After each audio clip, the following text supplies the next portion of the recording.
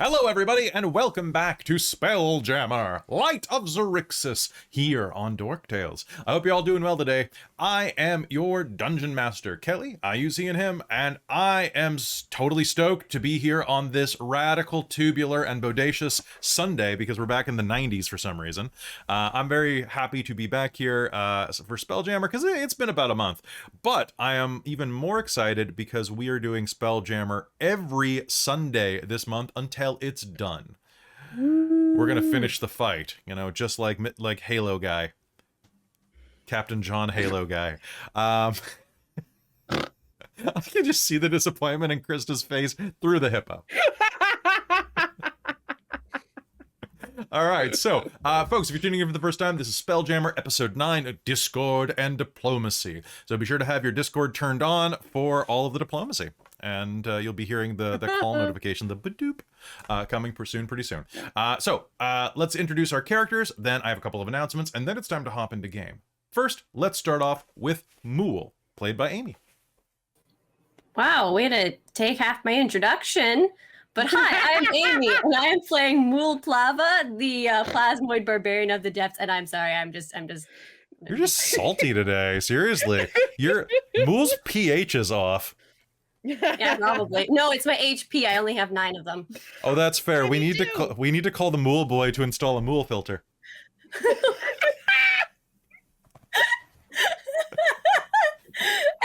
All right, Amy, you got anything else to say? No, I don't think so. I'm blue, dabba-dee, dabba-die. Let's go. I'm gonna punch a dragon. Maybe not. I don't know. All right. Healing would be nice. I will say, because we were having internet problems last night, my way to write you out of this game was that the dragon scream was going to like reverberate and like discombobulate you with like sonic vibrations like you were Venom. My God. And you were gonna be like that time Odo couldn't come out of puddle form on Deep Space Nine. That was gonna be what I was gonna do to you. Over to Christa, who's wearing the nicest hoodie that you can purchase on TeePublic. Hell yeah. Hey guys, I'm Christa. I use she, them, or her, they pronouns, and I am playing Francis Ponsoby, our Oath of Zeal paladin of Dempsey's, and I'm excited to hit some stuff with a hammer. It's hammer time. It is. Yeah. All right. Over to Mike. Hi everyone, it's me, Michael, going with he, him pronouns, and today I'm going to be playing Wrek Felnar, the former pirate now turned monk who's had the stuffing stuffed out of him. So I got I think 9 hit points left, and Was that all? I'm having a bad day. That's fair. Is Mike having a good day? Mike's having a great day. Okay, that's good. All right, I'll be sure to kill your character to even that out. Yay! Over to Question. Millie. Did I remember my pronouns? I know we did my adjectives. I know it's salty. Your pronouns are salty. Add our pronouns and our... All right, this woke nonsense is going too far if I have to drop adjectives. All right, just kidding. All right, so what are... Wait, what? Okay, real quick, what are everyone's adjectives? Mine are loud and what's my adjectives? Let's say each other's adjectives, everyone. I think mine is squishy and obnoxious. No, you're delightful. I think Well, but like in a good way. Are these for us or for our characters? These are for us. No, Francis is not squishy. Francis is like rotund and powerful. Those are their adjectives. I feel like I haven't even introduced myself, but my adjectives are hungry and happy because I have a pancake in front of me that I'm going to secretly snack on here. Hell yeah. Secret pancake activities. Amy, what are your pronouns? She, her, or they, them. I apologize for this interruption. Mulj identifies as a threat. Their pronouns are try me. All right, down to Millie. I Anyways, hi. I'm Millie. My hometown pronouns are face palming quite a lot, and then also she and her or they and them. Or you and I'm playing ha. Tana Starbell, whose pronouns are she and her, who's an astral elf seeker warlock who's made a deal with the space between the stars and is all about that princess smooching. I'm really excited to be back and for a whole month of Spelljammer. It's gonna be pretty cool, I think. Nice. And finally, last but not least, let's put baby in the corner. It's Kat. Hey everybody, I'm Kat. I use she, her pronouns, and tonight I am playing our glitchling druid Cheshire, who also uses she, her pronouns. And Cheshire's adjectives are beeping Horny. and horny. Yeah, horny and perhaps some words that aren't Twitch TOS. Yep. Oh, God damn it. Oh, Cheshire's pronouns are EBDB. Although, I mean, if you know, talking about adjectives, Yeah. something that I've been really laughing about lately is in one of my online dating profiles, I include some adjectives, and my bio is, I'm looking for something easy and casual, which at this stage in my life are also great descriptors of me. That's a way to do it. So it's like adjectives. Adjectives. Oh, God. All right. So, Oh, good Lord. the YouTube comments on this episode are gonna be divine. All right. So, folks, we're gonna start a game in just a minute, but to waste a little bit more of your time, I have to say that today is a great day because we are finally sponsored by an actual gosh darn sponsor, not an affiliate link, none of that well, there's an affiliate link, but it's not just an affiliate link, it's an actual sponsor, and that sponsor is Bookwyrm Games. Bookwyrm Games is a Vancouver, Abbotsford, technically, located gaming store and dice supply chain for all of your dice addictions. Bookwyrm Games, spelled like a dragon, not like a Wyrm. worm, not like a. I was trying to think what their genus was called, but sponsored by a sponsor. I feel like you know, like, hey, I run 9 games a week. I have a problem. My sponsor is Bookwyrm Games, so anyway, Bookwyrm is a great place for you to get all sorts of dice. They are fantastic people, fantastic nerds, and you can support them right now at bookwyrmgames.com. Guys, let me tell you this. They've got dice. They've got edible dice. They've got wooden dice. They've got metal dice. They've got an incredible array of other things, including teas, mystery boxes, and if you go to Chest Quest, which sounds like an aspirational site for people who want to increase their bosom size, but it's still pretty good. Go to chestquest.info. You can learn about a new project they have called the Chest Quest, which is basically like one of those mystery in a boxes. But instead of a mystery, it is a full adventure that is system agnostic, that works everything from D&D all the way to Pathfinder, powered by the apocalypse, or flipping a coin at the table while doing shots of tequila.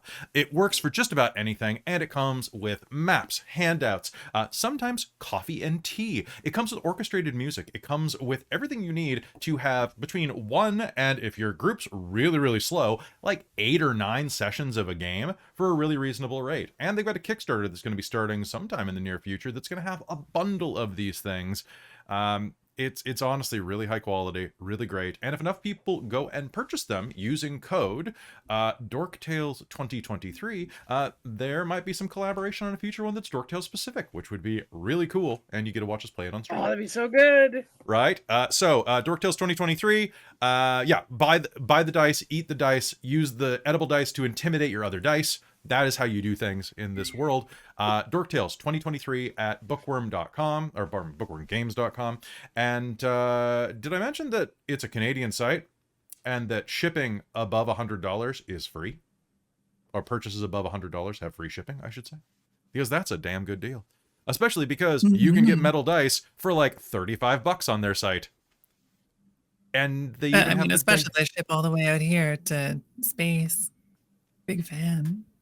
How many Hurt the Moors do we have right now? Hey, actually, Michael from Bookwyrm Games is in the chat right now. Probably enough. I don't think we need any more of those. I do have important questions though. What flavors are the edible dice? You know what? We didn't buy any of the edible ones. We bought Do like they real have, like, satisfying crunch. Yeah, they do. And they also have D20 lollipops. No, Right? This So is that's pretty amazing. great. How That many is Hurt the awesome. Moors do I have? Not enough. At least Did 3. someone keeping track? I've got I wasn't. Robin bought 1, 3 at 2 least. Robin bought 3. Okay, I've got 3 so There's far. a total of 3 Hurt Them More purchased since the start of the stream. 17 flavors. 7. That's too many flavors, Michael. I'm just saying that right now. Not you, Michael. The Bookworm, Michael. It's too many Yeah. flavors. That's Cut it not- down to no, 16. no, That's a perfect Hard number of lemon flavors. Ooh. That'd It'll be make people angry because it's not a round number and it's not That's a fair. multiple of 5. Lick All right. for initiative. So, thank you to Bookworm Games for sponsoring the stream. We love you very much, and we hope you're having fun down at Emerald City Comic Con, where hey, folks, if you're yeah. in Seattle, shut off the stream, watch the VOD, and then go to Bookworm Games' booth and give them a lot of money. Just give them Yes. walk up to Michael and slap him across the face with $500 in ones. Don't actually assault him with money, but I'm sure that he'd appreciate the money. But just like make it rain on him, maybe. Just be like, Yeah, there you go. okay. I, for one, would not mind being assaulted with money. Right? Okay, You but the live in question is Canada. coinage or It would ju- bills? It would just be a sock full of loonies, just woof. That's That- see, that's that not would- good. We don't that want wouldn't- that. That wouldn't replace the number of teeth you'd lose. That is fair. Okay. Well, but if you're talking You just gotta $500 split it, in like, ones instead. Yeah. and like American ones, I will take. I would accept that. I don't want to be That- assaulted with 500 Canadian ones. Yeah. I always thought that like Canadian strippers must Ow. have it rough. Like And Well, they do most in Canadian strip Alberta. They clubs- actually had to outlaw it. It's actually like What? you get Yeah. people would make it Yeah. hail. They would throw toonies. yeah, like well, because you're naked and That's a getting thing. pelted by metal. Like that's biblical. Yes. Is this like a Yes. Yeah. All right. Most Canadian strip clubs ban coins. I was curious, just like, get- is there something special about Canadian strippers? Like, they're just made of something There's different? something like, special. Yeah, they're just made of hardier stuff. They're all They're built different. they're just God damn it. just like God damn. pinging off. There are a few places that will do like Amazing. specialty nights where like girls will have like cups like in between their boobs and you have to like flick the coins like tiddlywinks. Krista? But those are like How God. got on board how for much on a Dork Tales charity stream for you to do that in a bikini with the Francis head? like $100. Like Someone clip this. it's way too Clip it, it's good. true. Hello, extra life. We gotta hollow out half of a watermelon. Don't use a Oh, cap. yeah. Yes, there you go. Well, I mean, I don't One know of if those any of you little have seen seedless Krista in real ones, life. It's going to take like a watermelon, and then another watermelon. I All right, appreciate folks. your confidence in me. Oh, But we have a new God. income stream. Vavoom. Just wear those There we boots go. the first time that I met you, where it turns you into Oh my like God, a yeah.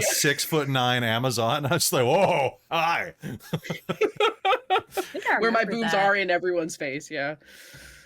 It was a good time. Anyway. There's worse things. All right, folks. To It is- space! To space! it's space. I mean, continue doing whatever. I'm currently filling out a fake dating profile generator for Mulj. Oh my god. Oh my God. god. Oh, I want to talk about so much gross stuff, and I can't because it's Twitch. But I probably should because See, it's Twitch. when we were doing those character bios, I should have just done it like a dating bio. Yes, you should have. Mm. All right, so we are all very thirsty to hydrate. There we go. I think we're up to 6. Hurt the Moors. Oh no, Chandra bought a bunch. Okay, I'm running out of D6s to use as trackers. All right, boop, boop. There we go. Thanks, Okay, John. folks, we're going to start game in just a second. Thank you to Bookwyrm Games for sponsoring us. Also, quick notice, we have 3 special events that are happening later this month that you should tune into. On the 23rd of March, we are actually going to be on the virtual GaryCon page for Gary Gygax Con, like that big thing that's happening. We are one of the first games that is running for their virtual convention that weekend. It's going to be on their Twitch, but you should come and watch. We'll have a special guest. I don't know who it is. It could be anybody. It could be the Pope. That would be great. I would love to. I would love to run a game. If he doesn't play a cleric, I'll be pissed. But he's like, no, that's my day job. No, he plays a warlock. He plays a warlock. He's a tiefling warlock, just to be like me. Oh god! All right. What do you mean we're being raided by the Catholic Church? like your house, not the street. Yeah, no one expects the Spanish Inquisition. No. Oh, someone make the Spelljammer Spanish Inquisition a Twitch channel and just raid people constantly. So, other things. So we're doing that. We're also doing 2 very important special streams on Dork Tales for Streaming for Survivors, which is a Vancouver-based rape crisis center. So we're going to be running games on the 24th and the 28th. One is going to be a Dungeons and Dragons game ran by Jen. It's going to be fantastic. I can tell you nothing more about that because it just, man, it's going to be awful and in the way that you want. I guarantee. I have no words for the bullshit that's coming your way in that game, but I do have some words for the bullshit that's happening on the 28th that Christa is running, and that is going to be chaotic. It's going to be wild and weird and very reminiscent of a very bad 1990s movie starring John Ritter. Get ready to throw your toonies. Get ready to throw your toonies. Watermelon time, baby. Watermelon time. Okay. I'm writing down for future games. Hippo watermelon time. Hippo watermelon time. Will you be my melon time? All right, so I'm your Huckleberry. Right. Welcome to the game. This is Welcome to the game, folks. All right. Hey, there's Tabby Cat in the chat. Good to see you, Tabby. Boom. All right, folks. It is time to head into Spelljammer. Light of Xaryxis. Are you all ready? We've been ready for 20 minutes, so we've been vamping.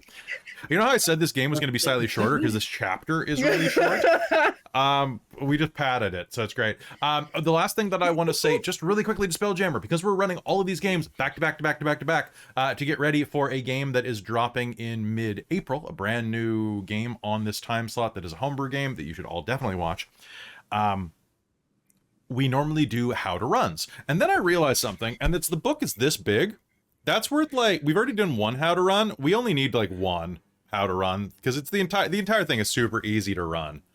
So we'll just do that at the end. Fair. Yeah, because we don't need that. All right. Folks, it is time to head into Spelljammer, Light of Xaryxis. Quick reminder, last episode, you all went into Voketh's Coliseum, where you petitioned him for aid in acquiring a number of spelljamming vessels and assistance in taking on the Xaryxian Empire. He was like, perhaps you can do that, and then teleported you into an arena with the idea that if you manage to defeat everybody in the arena and raise his crowd's enthusiasm level and make him some money, he would acquiesce to your proposal. This unfortunately went really well for you until at the end a portion of the dome above the arena shatters, startling the spectators and causing shards of crystal to fall like rain. A serpentine dragon with scintillating scales and nebulous wings sweeps down through the hole. Mounted on its back is an armored figure whose face is hidden behind a visor. The figure calls out, "I am Prince Zeleth of the Xaryxian Empire. I've come for my sister Zidali. Surrender her to me, you rats, or be annihilated." Which is what the game ended with. And now, let us begin our story. To build a coalition against the Xaryxian Empire, the characters come to terms with a mercane named Voketh and fought monsters for his amusement. At the end of the final battle, Prince Zeleth of the Xaryxian Empire appeared on a dragon, determined to take Princess Zidali into his clutches. And this is where we begin. The dome above you shatters. Prince Zeleth floats down aboard his young solar dragon, looming above you on the sand. Bring them to me, you rats. Bring her to me, you rats, or face annihilation. What do you do? Mulj's gonna raise a hand. I think there's been a misunderstanding. We rescued the princess? Wait, don't I also have the princess's mark floating ominously like a crown above my head right now? Yeah. And Zealous wolf. Let's just put the hood up a little. All right, that's it. I'm making a perception roll for that. You can make me a stealth roll, please, Tana. I will do, and I will do terribly. I'm just gonna hurt them more on that actually, because Oh, well, I'm gonna roll this dice that I got for Christmas. One second. okay. You're gonna have to beat an 11. That's right. Okay, I rolled a 10 base, so you there. The prince points directly at you, Tana. Awkward wave. You are one of my people, and you are marked by my sister. Where? I'm gonna do a very dramatic bow and then sarcastically say, "So perceptive, your lord." I see. You mock me. Where is my sister, scum? Speak or face annihilation as I break you down to your component atoms and spread you amongst the stars. You can imagine he's probably spitting a lot inside that mask. Yeah, quite a lot. There's a little windshield wiper and he's like, weak, weak. You know, I was understanding that you should maybe be nicer to your family. I heard you attacked her. Attacked my sister.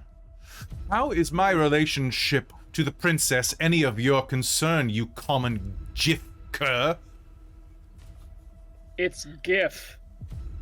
Debatable. Like your level of intelligence. Don't insult the guy with the dragon. Okay, as you say that, there is just like you guys have your moment of just chatting real quick. One sec, I need to pull up a file. Wow, this is no.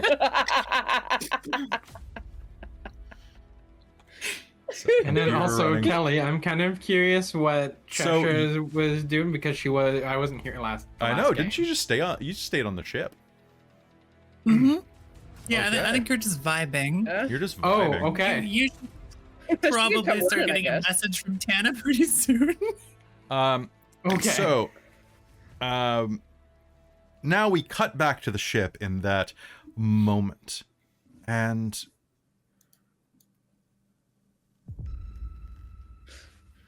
as you sit aboard the ship, Cheshire, you and Grimzod and Topola, all sitting on the deck, are going to see this fleet assemble, and then a solar dragon scintillatingly shift and burst through the top of the dome. As that happens, you see Princess Zadali step onto the deck, look up and go, "We have a problem. My brother's here. Your friends require aid.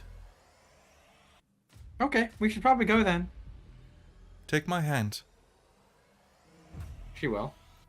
And there will be a sudden swirling of astral energy, and what feels like a misty step, but is obviously much larger, is going to suddenly just rip around you, and you're going to feel all of the atoms of your body move 1 inch to the left. Individually, just...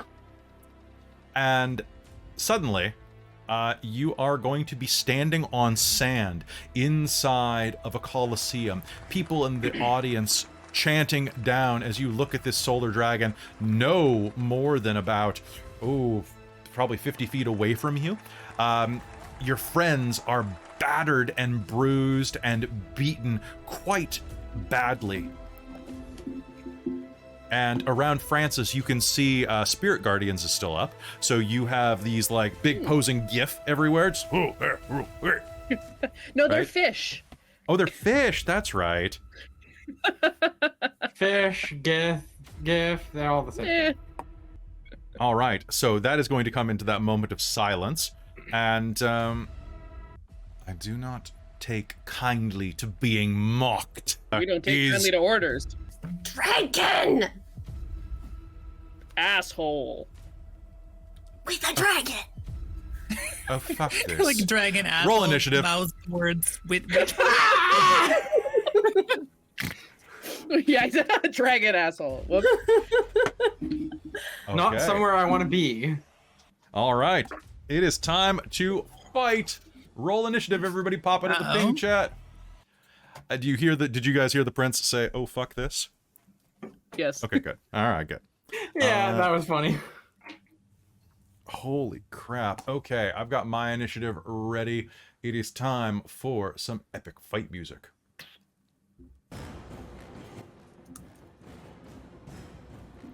All right, let's check the initiative chart. All right, Mike, okay. Mine's Ooh, high. I damn. just can't get my mouse to the right. How high is it? 18. No, sorry, it's a -1. 16. Oh. Okay, I did the math. I was like, how does that work out? Dragon. Shit. So it goes Cheshire. Then it goes so Dragon, Cheshire, Francis. So I rolled a 19. Then it goes Tana. Then it goes Mulj. Then it goes to Sylvester. And as the fight begins, the dragon is going to let out a tremendous shriek as it rears back. And the combat is going to be engaged, but as it does, you are going to see the coalition of Cheshire and just Cheshire, because she's gonna pop invisibility. But I am going to use a one-time ability to do the following. Everybody here is going to do me a favor, and they are going to heal 5d6. Oh, damn. Plus 3. Oh god, I rolled really poorly. There is going to be a bit of swirling energy around you, and each of you is going to heal 23 points of health. Ooh. Fancy. And with that, let's This switch is the over. moment to admit that Tana went through the entire fight without getting hit once, just hid behind a demon. There we go. All right. What is up, Kat? I'm assuming that since the last time Cheshire was in play, they've had a long rest, right? Yes, you've had a long rest. Okay, so I'm gonna roll my Cosmic Omen then. Please do. And so nice. All right, so yeah, perfect. here's what's in front of you real quick. Oh boy. All right. And it is the that was dragon's dangerous. turn, wouldn't you know? So, as you rolled that Cosmic Omen, you all are right there. The young solar dragon is going to take a look at all of you. That is a... Oh, it's a sphere. Oh, no. Okay, so, there's no reason I wouldn't use this right off the bat. The dragon rears itself up, and a 20-foot radius is going to hit each and every one of you. So that's what I'm going to use. It is going to fly a bit closer just to be sure, and I need everyone here to do me a favor and make me a Constitution saving throw.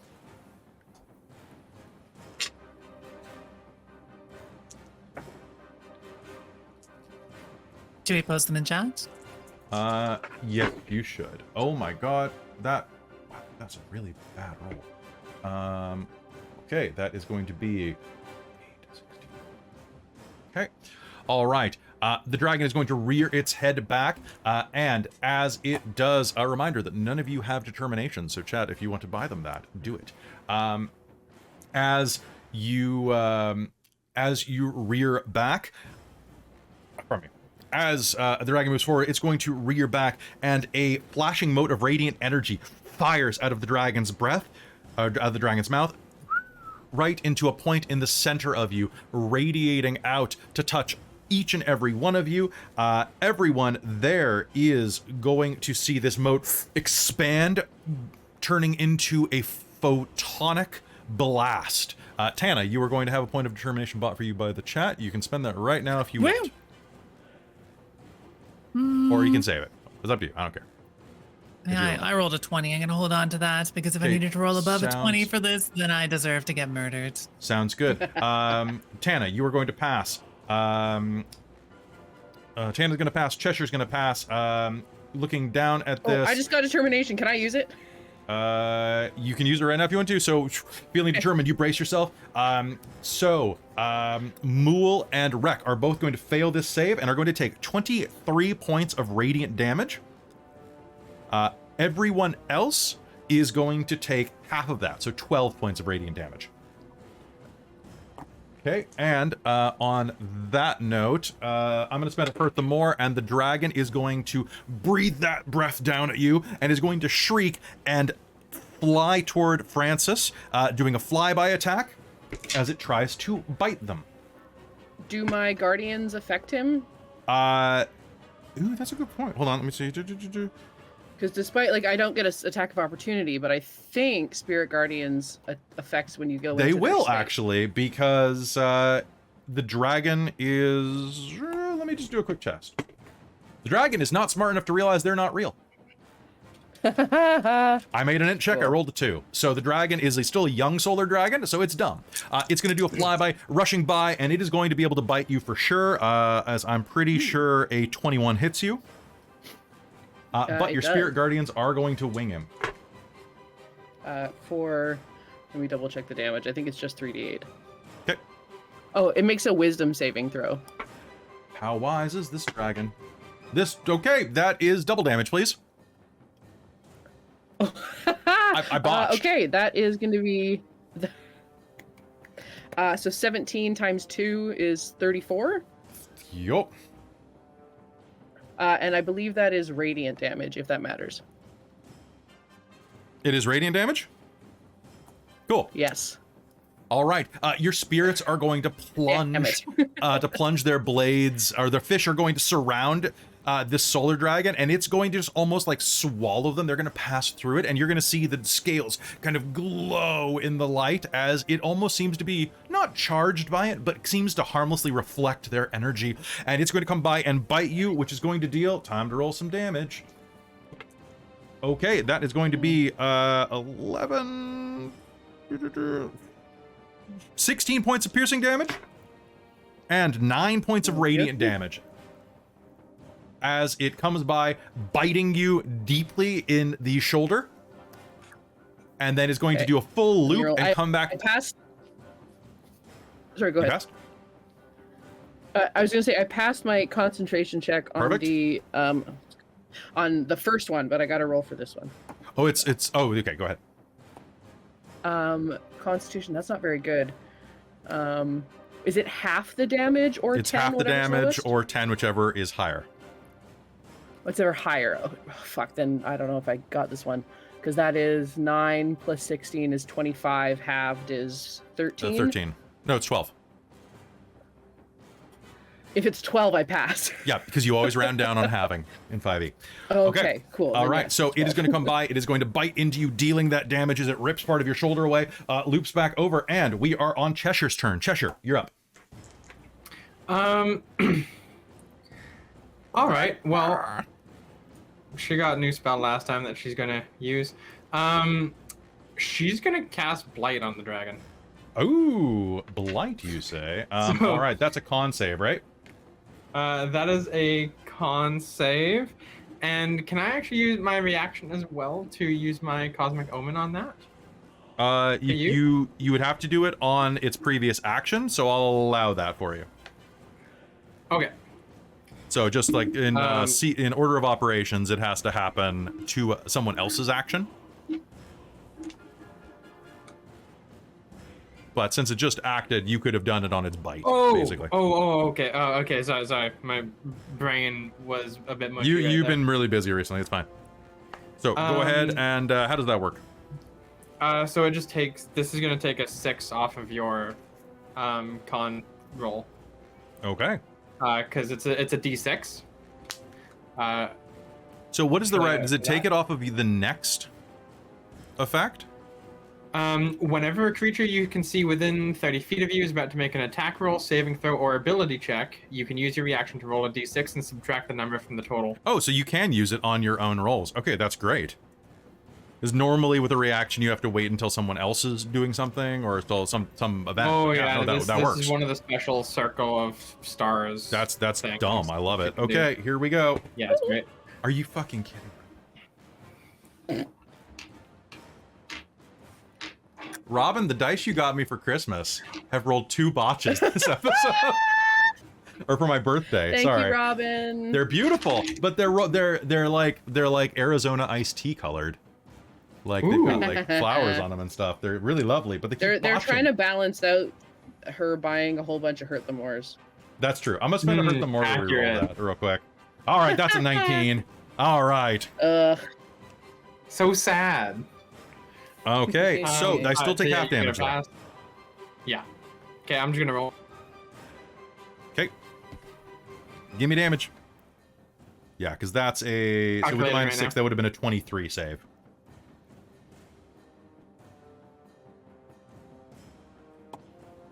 So give me damage. That's gonna be 39 points of necrotic damage, please, my friend. Okay, 39 on a successful save drops to half. So Oh, that's right. Yes. So let's just So that's do. gonna be 19. Yeah, for some reason I can't do math today. There we go. That sounds like it's the right one. All right, so how does this look? Describe the spell. Like the majority of her spells, she's going to use her spellcasting little focus that she pulls spells out of on the end of her quarterstaff. She's going to project her constellations that are her spells, find blight, pull it out, and then she channels it through her quarterstaff at the target. Beautiful. The motes of energy are going to be, the blight, the necrotic kind of chaotic withering effect is going to be resisted by the dragon, but you're going to see parts of its scales begin to tarnish and warp with the diseased energy that flows over it. And it is going to let out kind of a meepy roar. Francis, it is your turn. Unless Cheshire, do you have a bonus action you'd like to do? No, I don't think I do. Okay. Then Francis, you're up. What was the guy's name? We're in his house. It is Vokath. Vokath. And he's like sitting up yonder. Yeah, he's not looking very pleased about this. He's definitely kind of like doing the whole like the situation. Francis is gonna look up to him and be like, "You're gonna let this punk come into your house and take over your show and become the star of it, and he'd take all the glory?" I want you to do me a favor and either make an intimidation or persuasion roll to the crowd. Ooh, okay. We'll do persuasion. Come on, baby. That is an 18 plus 1 charisma. That is a 19. Oh, you are gonna hear the one thing that no one ever wants to hear at a live event when they're on stage. Cheering and ooh. Can I get some help from this? 1, 2, 3. Ooh. Let's hope our sound gates don't take that out. All right, so the crowd is actually going to turn against Vokath, being like, start calling him slanderous names, calling him coward, just like a typical Mercane. I think we should string him up by his toes. Too much, Bob. Sorry. No way, Bob's right. Bob's right. Okay. No, Bob's right. Doing that, what do you guys do? Do you have anything else you want to do, Francis? So the crowd's turning against him. Vokath is kind of doing the whole. It's not my fault. He is a prince, man. Yes, but you're an entertainer. That's so much more important. I'm trying to convince him to like get his guys in the ring with us. Oof. Because that was the whole shtick, right? We're coming here for help to take down the Empire, and he said he would help us if we Yeah. put on a good show, right? Yep. Yeah, we stood up to our end of your deal. You don't want to turn down your deal in front of all these people, do you? That deal was not public information. It is now. Just roll a charisma save on that one. That's a 6. Okay. Okay, so that's nothing's gonna happen with that this round. But I will remember this. Vokoth will remember this. Okay, Francis, do you have a bonus action that you'd like to use? No. But I did just realize something. I have a question. Yeah. The prince is on the dragon's back, yes? Yep. Would he be affected? Make me a wisdom check. Okay. Oh, that's a 17 plus Yeah, should a be. bunch. And it's not?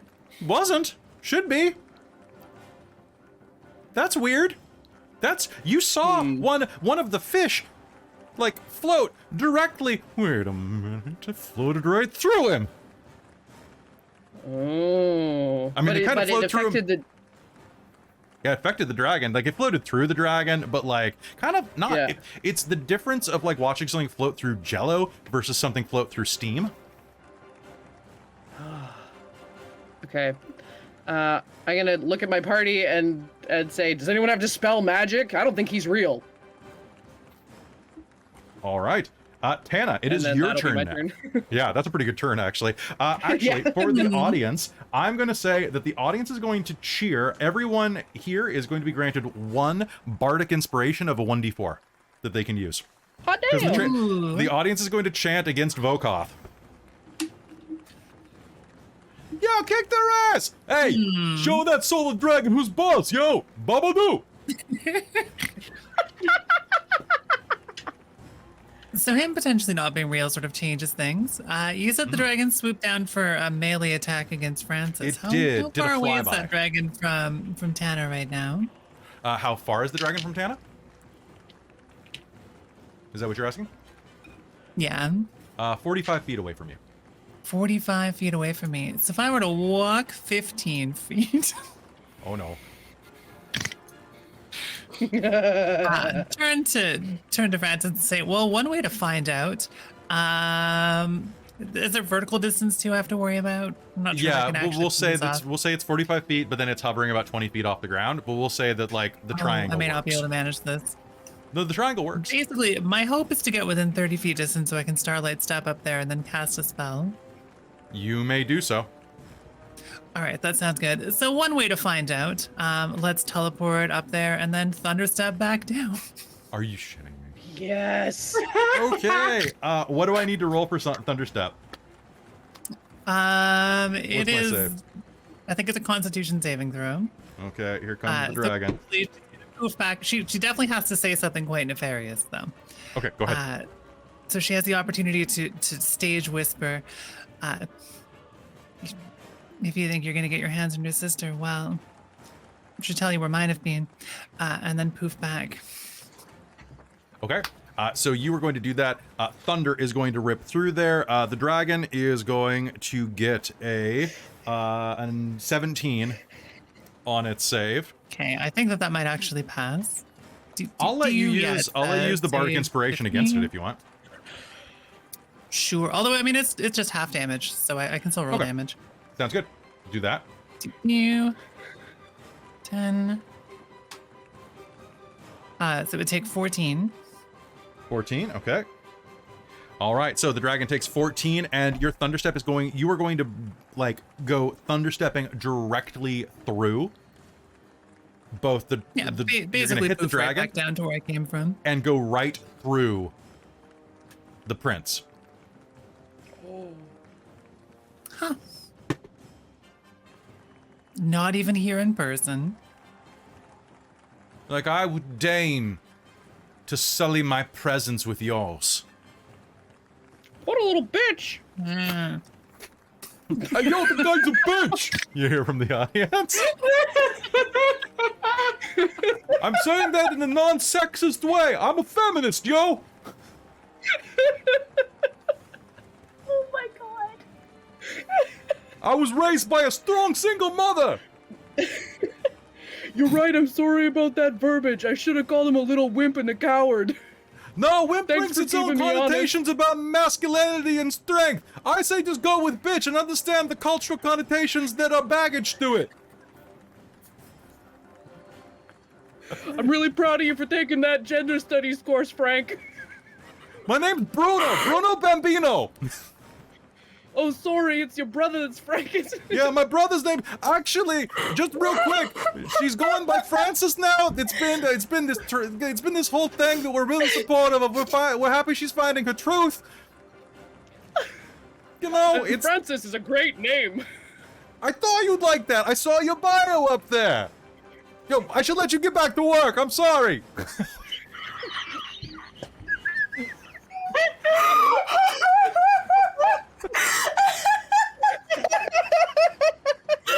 I'm gonna play Bruno Bambino. I don't even know what his species is. I was picturing like a trichine, but I don't think that works. But Oh, that's We so good. we can organize Bruno Bambino. yeah, so chat, tell me what Bruno Bambino is, and we'll do it by common agreement, and I'll play that in an Extra Life game. We There you go. should get a poll going for We that. should get a poll going. Mods, make it happen. All right, Mulj, it is your turn after Tana. Unless Tana, do you have anything else? All right, so Bruno Bambino. Mulj. I think my rage has dissipated again because I think it's been Yep. more than a round since yeah. So Will's just like, oh shit, we're fighting a dragon now. That's great. And is going to rage. And is going to, how far is the thing from Mulj? It is about 35 feet away, I believe.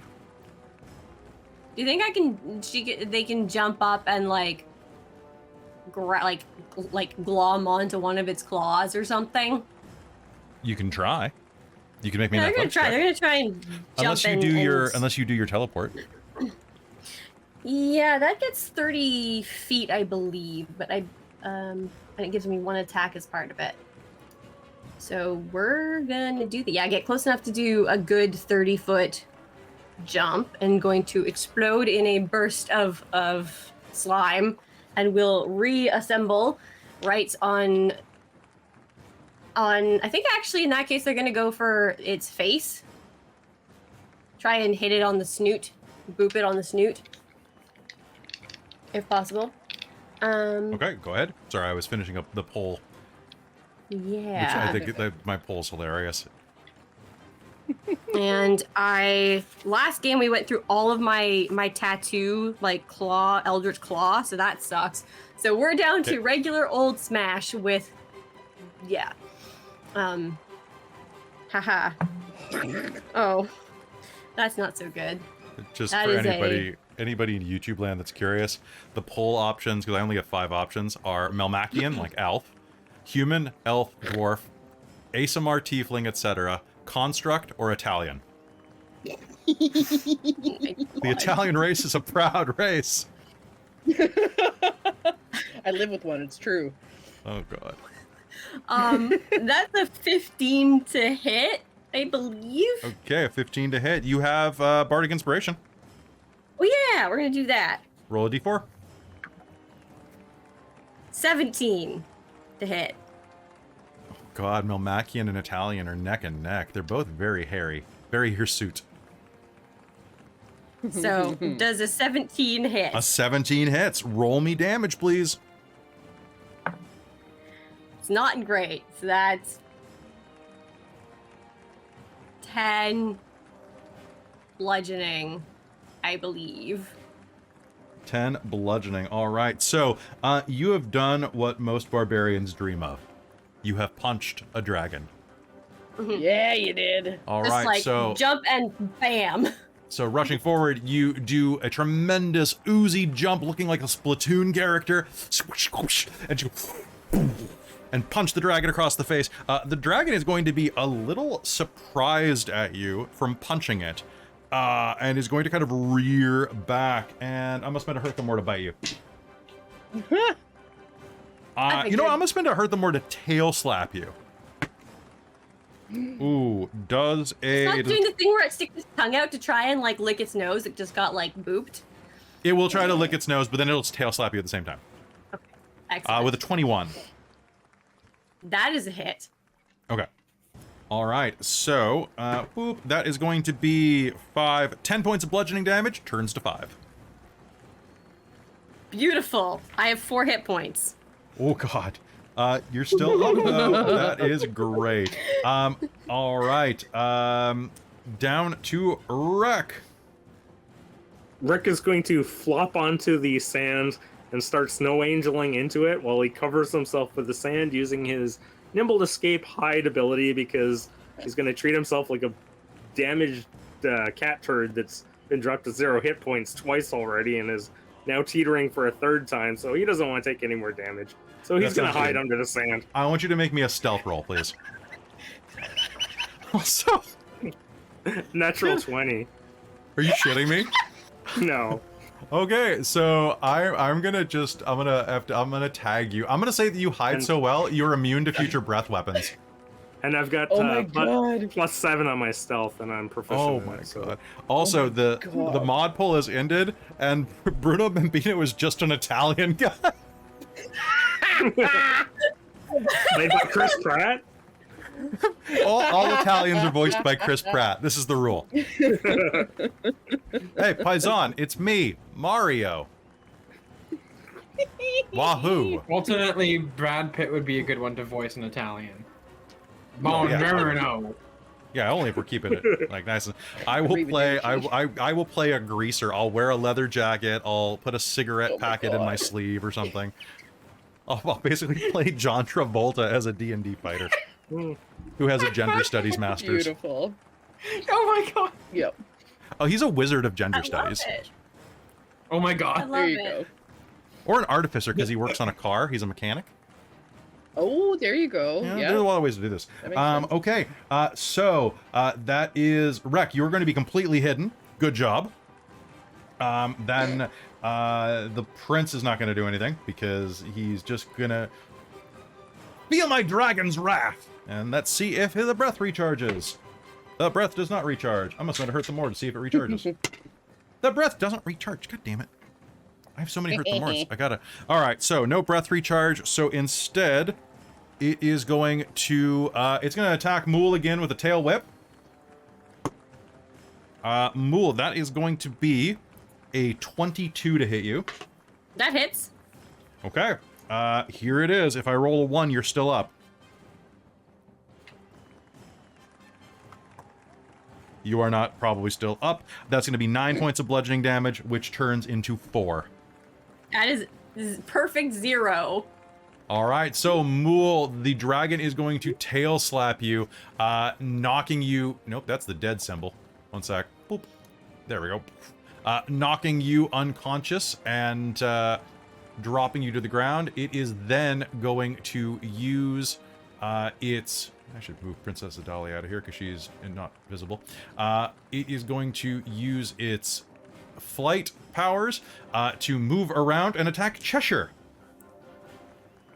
Cheshire, I'm gonna make a bite. Oh, what am I doing right next to you? I don't need to be right next to you. I have like a 10-foot bite. There we go. Does a... Ooh, I don't know if does a 15 hit you? No, it does not! Alright, spending a hurt them Hell more. yeah. Does a nat 20 hit you? Oh, no. So naturally. So, okay. It's all natural, baby.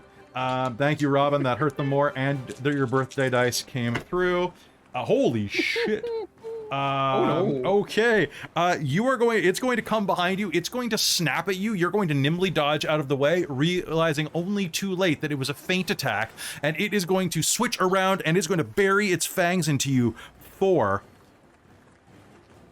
I have to do math for this, guys. 19, 24 points of piercing damage. Woof. And 6, 11, 16. Well, pardon me. No, not 6. Nope, I had it wrong. It is. I don't add anything to this one. This is 11 points of radiant damage. All right, and that is Dragon McDragonpants' turn. Cheshire, it is your turn. There is a dragon 10 feet away from you. What's your hit point at? It is at 6. Ooh, good. I'm glad I didn't add anything to that. What do you got? It's your turn. When you had added something to it, it would have been 1. Wolf. Wolf. Yeah. So that happened. I have. Oh, this is great. Does this work? So while you're doing that, I'm just gonna. I have some like partially translucent sand. I'm just gonna cover Wrek with that real quick. How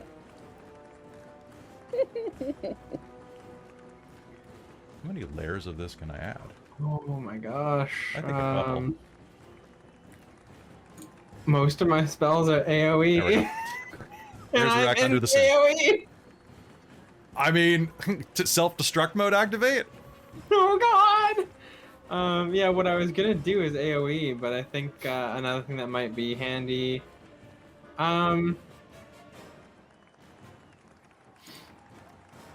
Let's just try and. No, I'm not doing that. Oh god, I had something picked out too, and now it's not valid anymore. C'est la vie, it's life. Oui, oui. What is this? The tears of my players? So many tears! Oh my god! I mean, that might just be Mulj discorporated into a puddle of slime, so be careful. It does taste kind of mooly.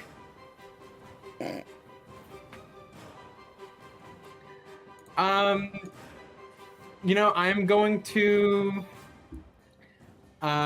starry form. Okay. You have your transformation sequence. The camera spins around you as you're becoming all Star Lady. Pretty much. Yeah. And then what do you? I'm gonna do. And then I'm gonna use that attack. The starry form attack. It's a ranged spell attack. Okay, sounds good. It's 10 feet away from you, so you don't take the penalty. Oh, good. And that's what I'm gonna do. So Okay, make me an attack. That's fuck's sakes. Damn. That's gonna be an 18 to hit. 18 to hit is a hit. Roll me damage. And I just realized that this isn't gonna do anything. That's gonna be 8 radiant damage. All right, it hits it, spinks off of its form, and it's going to go right in your face. And Francis. Hi. Hi. Okay, first off, gonna use my bonus action to cast Healing Word on Mulj. Yay. For 4 hit points. Nice. Not much, but you're up. What's the healing word? Babadoo. Mooly, mooly, mooly, mooly, jelly everywhere. All right, that in the holy words of your people.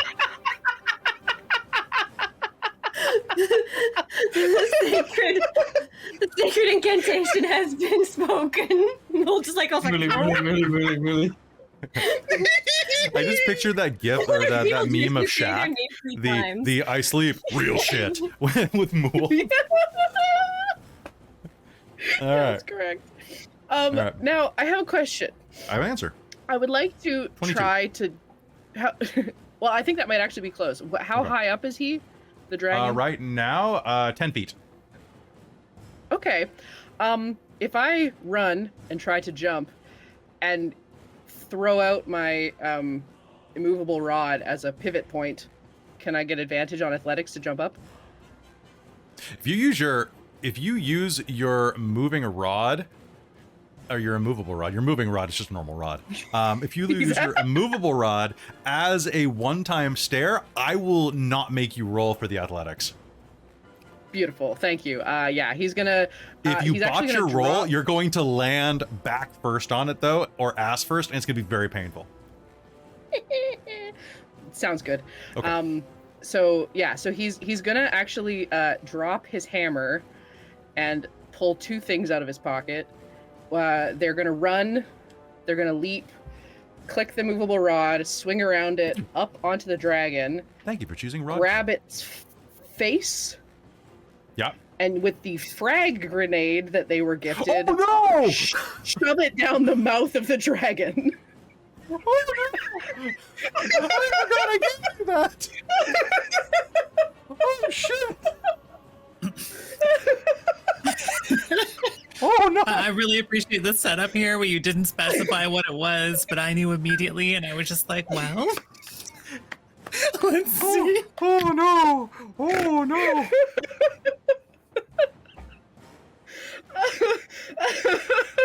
Okay. Make me an attack roll. I'm gonna say Okay. trying to cram this into the dragon's mouth is gonna give you a disadvantage. Okay, fair. Now, did you use the advantage I gave you, or the inspiration I gave you for your birthday? I think you did. I don't know. I think I probably did. I've rolled really bad as Francis, so it's very possible. Yeah. Now my question is, you don't actually roll to it. Sorry, I'm trying to read the description of this, and it's a little hard. For the I think- explosion? Yeah, because I don't think I actually roll to attack. So if I roll to Oh, wait, attack, let me double check because it is under the gift, not Thunderbomb, Force Grenade. Oh, you're right. It's a fragmentation save. grenade. It's a save. So my question is if I roll my attack or athletics, because I'm kind of grappling, I think it's the same number for me. But if I roll that, does that negate hit? Because he can't get a dex save if it's in his mouth. That's fair, which means that you'll be rolling flat because GIF have advantage on strength checks. We sure do. Yep. So way to hack that shit. Hooray! Francis, you have determination again, and something good happens has been bought. Okay, cool. All right, so let's roll this. Oh, that's not good. I'm gonna use my determination. Okay. So that'll be, my athletics is 6, so that's Okay. gonna be a 14 plus 3 is 17. Yeah. And you have the and I'm bardic gonna use determination my- from the crowd if you want to use My it. bardic is just a 1, so that's 18. Okay. I'm gonna roll my I'm save. really hoping that's enough. Leaping up, you are going to throw the force grenade into its mouth, And which means I'm going to use a reaction to remove a d6 off of your save, please, Kelly. Okay. You're going to take a 4 off of it. I don't want to though. I was really happy with you my gotta! It's the rules! the rules. Okay. So that is. So I subtract 4 off of it. Correct. Yeah. Okay, here's the deal. I'm going to spend your something good happens immediately. Anybody who wants to can spend the bardic inspiration that they have to have the audience reaction make the dragon flinch a little. I got a 3. Okay. That means it fails its save. Thank you, Cat. Yes. Yeah!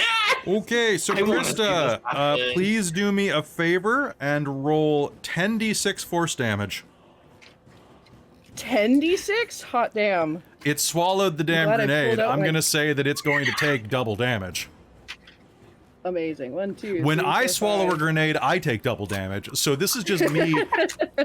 And you can argue with me in the comments that no, that's not the way the rules work. Have you ever had a 6 million Scoville pepper? I have. Yeah. I know that I take double damage. And I'm resistant to that damage. Listen to that beautiful, beautiful clicky clack. Oh, that's a number of 6s.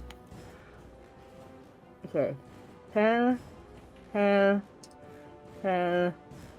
Oh no. And 6. That is 36. Piercing Oh. internally.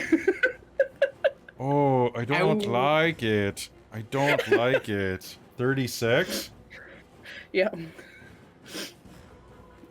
I'm gonna say it right now. This dragon is definitely bloodied. you're going to have like shrapnel flying out at all directions as its scales explode from the inside out, just flying into the ground. Little bits of these scintillating scale fragments are going to go pew pew. Wrek, a couple of them are going to go like right next to your face in the ground, but are not going to hit you. That's beautiful. It is still up, but it is definitely questioning its life choices. May I drop to the ground? Thanks Or to do you want me gravity, to you have hold? little choice. Beautiful. Okay. All right, so you, as you know what, you're gonna hit the ground, and because of the something good happens, you're gonna hit the ground having twisted and facing away from the dragon. Booyah. As Cool you guys, hear- don't look at explosions. Now here's the other thing, though. You still have Spirit Guardians up. I do. Now, does Spirit Guardians remind me off the top of my head? That goes off at the beginning. They do of, the damage the first his time turn. they enter. Or at the beginning first of their time turn. in a round. That's fair. Yeah. Okay, so it'll be on the dragon's turn. It will make the save. Let me double check. Yeah, 'Cause it that's didn't you. take them That's for this round. 90% of the spells. So it's at the start of the round, or if they move into it. Yeah, when the creature enters the area for the first time. Yeah. Oh, Well, and when its they- speed is halved. When they enter the area, so it has not entered the area. You overlapped it. So D&D rules. So it'll happen at the beginning of its turn. Basically, is when it'll make the save. Yes, because Tana. as long as it starts its turn there, yeah, okay. Yeah, and it will unless somebody teleports it. So someone teleport the dragon. Tana, it's your turn. So not too much that Tana can do at this point, being out of the 2 spell slots. Let's do the old classic Eldritch Blast and hope for the best. All right, sounds good. Do you? Oh, I literally botched my Eldritch Blast. How does that even happen? You are going to step back and to get a you're going to take a step back just to get a better vantage point on this dragon. And as you do, you are going to step on a bit of sand that goes oof as you step on Wrek. I mean, she's distracted too. She's got to reach into her book to pull this thing out of there. So it's going to probably fall directly on her entire so butt, directly you are on go- Wrek's face. You are going to fall prone and find yourself buried in the sand, head down, ass up, face to face with Wrek. Oh, Ah, hello. Gabe, find your own hiding spot. This is mine. All right, let's do that. Let's use the bonus action to teleport myself to being right side up. Okay, so Just, sorry, kaboof. so okay. And then I think that's it. Yeah. Okay, that's beautiful. Mulj, you are up. What do you do? Okay, my rage has dropped again because I hit 0 hit points. The dragon's over there looking real beat up.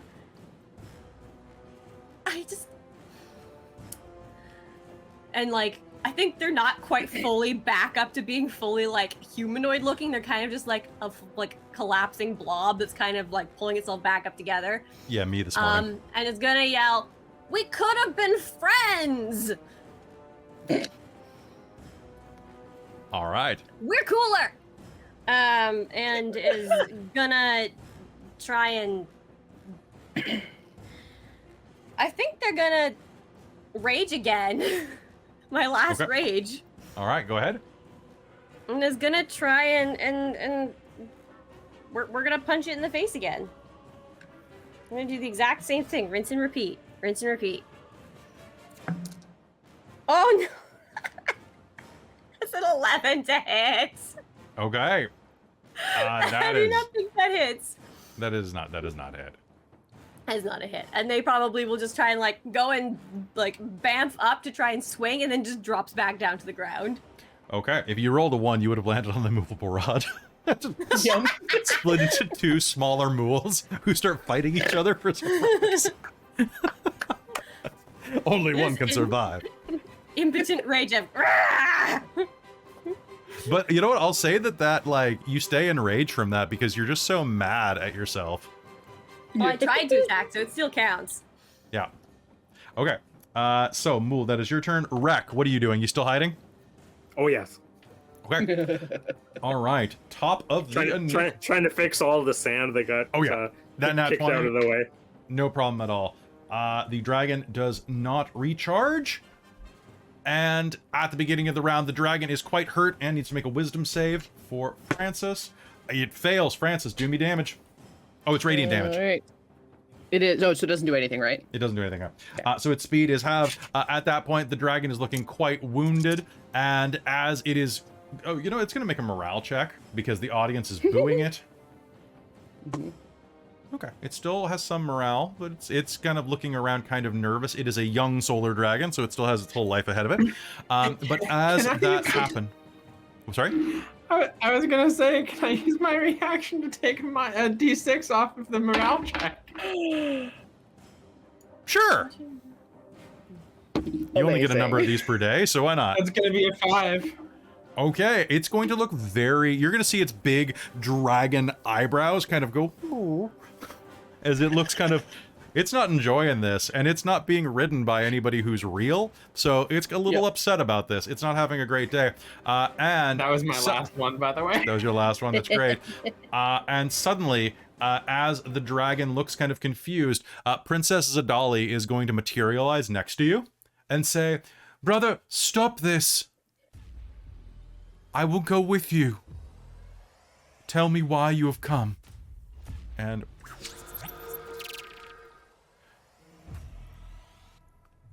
the dragon is going to kind of hover in air, it's doing that thing that like Chinese dragons do where it doesn't actually need to flap its wings to stay vertical, just kind of needs to serpentine a bit.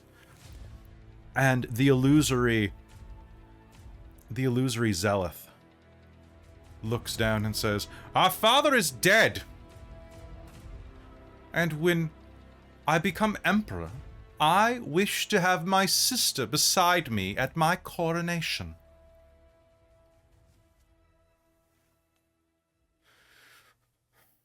Princess Adali looks at all of you and... "Not everyone in the Xaryxian Empire supports Zealot's claim to the throne," she says, to you and to the audience alike. "He might need me to legitimize it and prevent any unrest that might otherwise occur. No matter what, I see that I have no choice but to return home with my brother."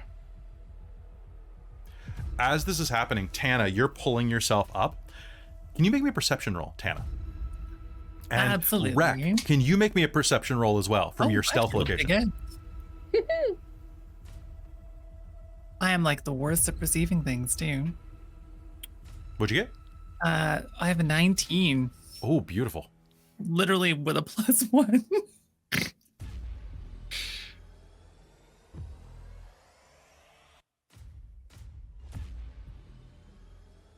I have a 22.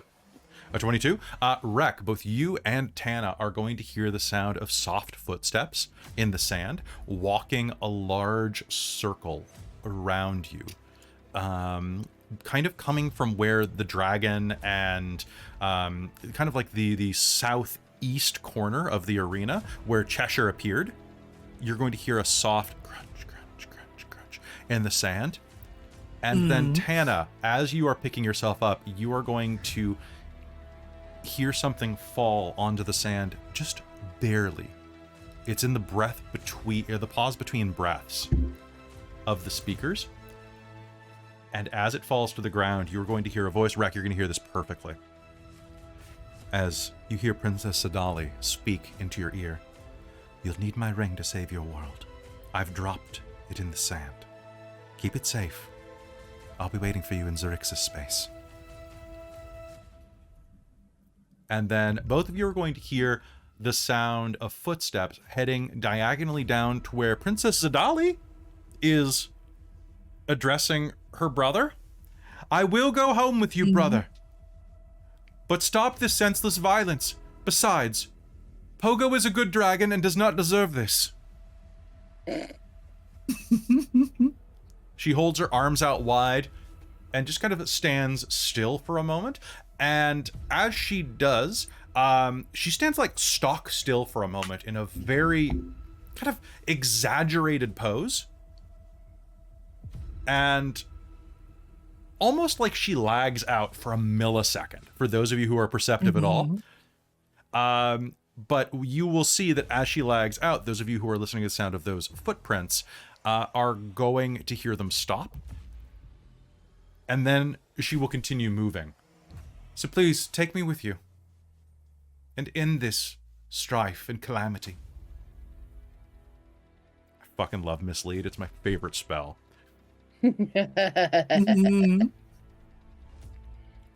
Well, I shan't harm my sister. I will take you back with me. Go, Pogo. Collect her. Pogo is going to kind of like look around at like the spiritual fish and dragon shrug and kind of like make its way around to where the princess is. And does it see the immovable rod and does it run into it?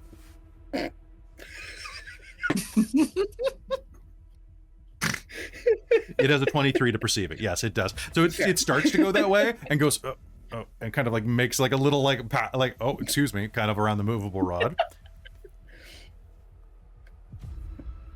And as it kind of leans down to collect Princess Sadali, it's going to open its mouth just a tiny bit and go, who here speaks Draconic?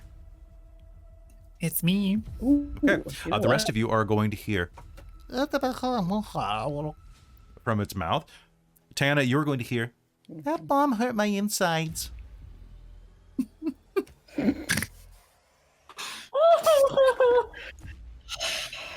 I don't like it. I refuse to feel bad about it. All right. The Solar Dragon, Princess Adalia is going to climb aboard the Solar Dragon next to the illusion of her brother. And be seeing you.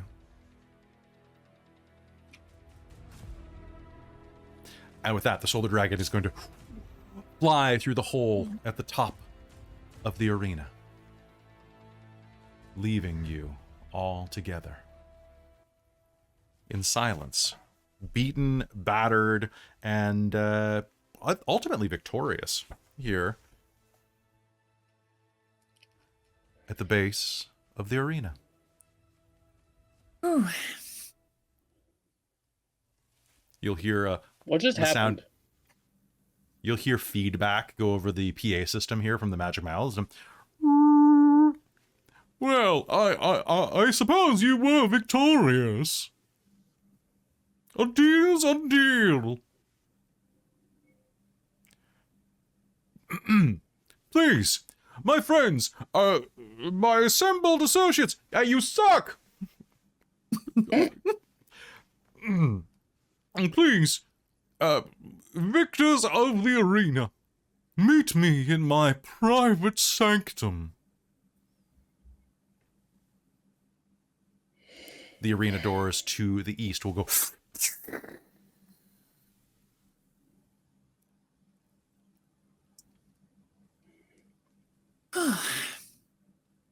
Well, I guess we stick should a hand into the sand and pull Wrek out.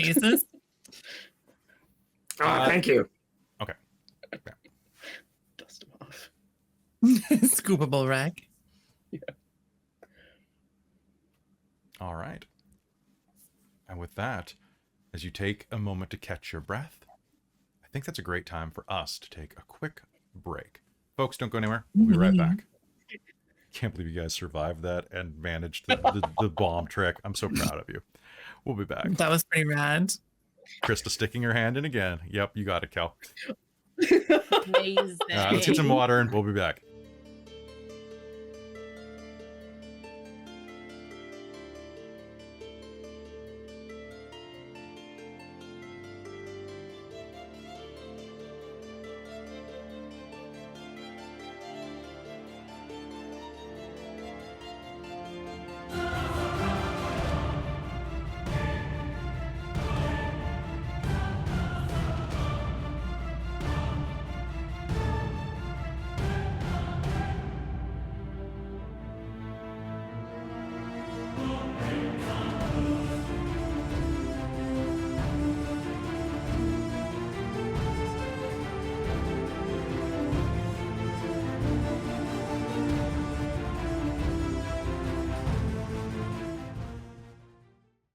Hey, everybody. Welcome back. This is the part of the program where we talk to the chat.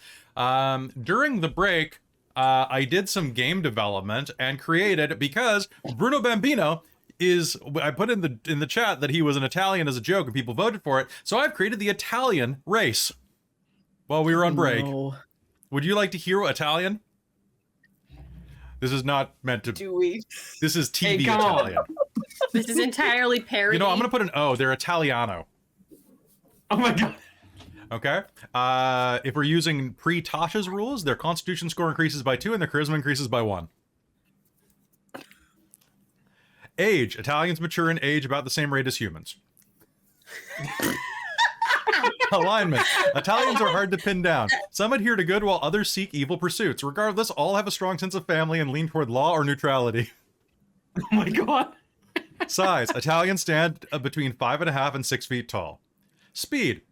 Your base walking speed is 30 feet. Humanoid. Your creature type is humanoid. Special racial bonuses.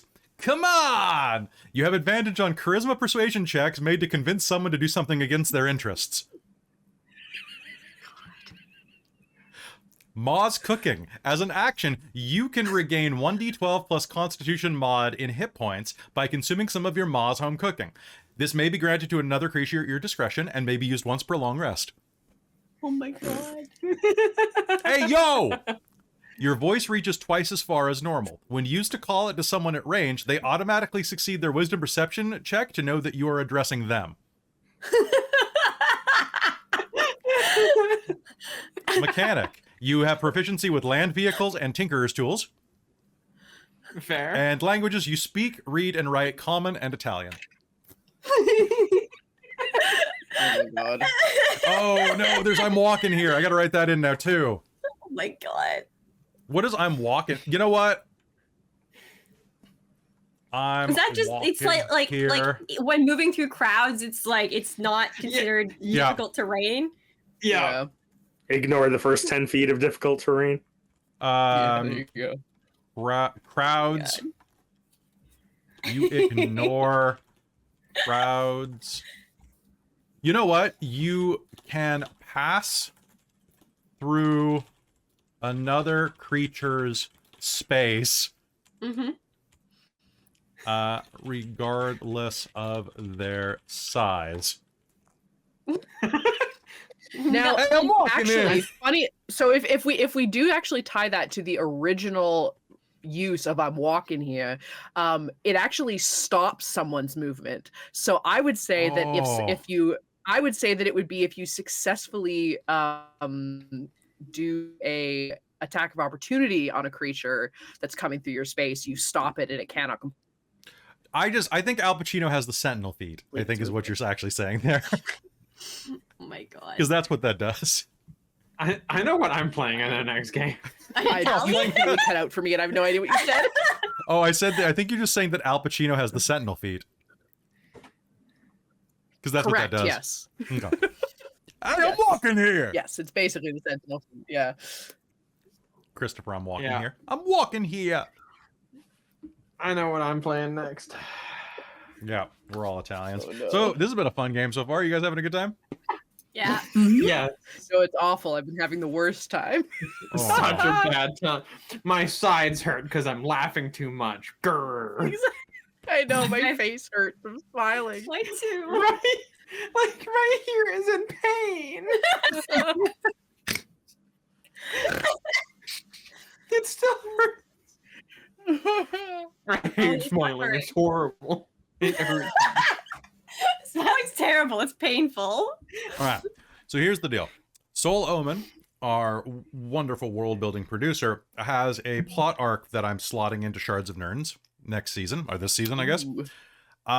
But it involves a race that she did. I think she met them maybe more like tapir people, and I was like, what would that be like? And she was like, oh, it's like Alf. And I'm like, fuck it, Alf's a playable race in Elos now. So what do we call them though? Because I can't call them Melmacians. I can't. So what I have so far, I had them as Gordos because they're Gordon Shumway, Alf, right? Yeah. Yeah, we're all 80s kids. We know this shit. Yeah. Are we all 80s? Well, except Mike. No, Mike, I'm you were. not. Mike, I don't know no. anything that you're talking about. None of this makes any sense to me. Wait, I've just you're been an nodding 80s. and agreeing. Aren't you an 80s I'm kid? not. Are you 90? No, 90s. And I grew up under a rock, so I have even less context for anything. Okay, well, Unless it was available. Mike's our 70s big bro. The local video rentals to play. So you know who ALF is, right? No, I have no Google idea. ALF. I mean, I'm 90s, but I do know who Alf is. Alien life form. You're a rich kid who had access to pop culture. You talking to Kat? Yeah. Kat was a rich kid. I Shumwayans. can't deny that. Shumwayan just sounds like Saiyan. That's not. Huh. I think plumber is a specialty. So actually some of those are good. Shumwayan. Settling. Just spell it like Saiyan, Shumway. So I've got Gordo, not Melmacian, but I've got the Alfar. Oh, that's pretty good. Pretty good. The Macmel, which I don't really like. I think that's just kind of a little lackluster. The Shumwayans are pretty good. So their bonuses, you want to hear what they are? What they have? Okay. So the present draft is their con and charisma. They're like Italians. Their con and charisma go up. All Gordos age and mature at the same rate of humans and live to 650 years and then die if they are not killed. That is canon Melmacian. They live until there's this whole thing where Melmacians live to be exactly 650 years old, and a year before they die, their credit cards get canceled. Fair. That's in the show. Gordo, I'll say Alfar for right now. Alfar's delight in a life free of the mantle of law. They gravitate toward being good, but have devious streets that cause dismay. They range between 3 and 4 feet in height and have a squat build. Their size is medium. They have a base walking speed of 25 feet. They are celestial rather than humanoid. They are immune to mundane diseases and have advantage on saving throws to resist magical diseases. Impossible stomach.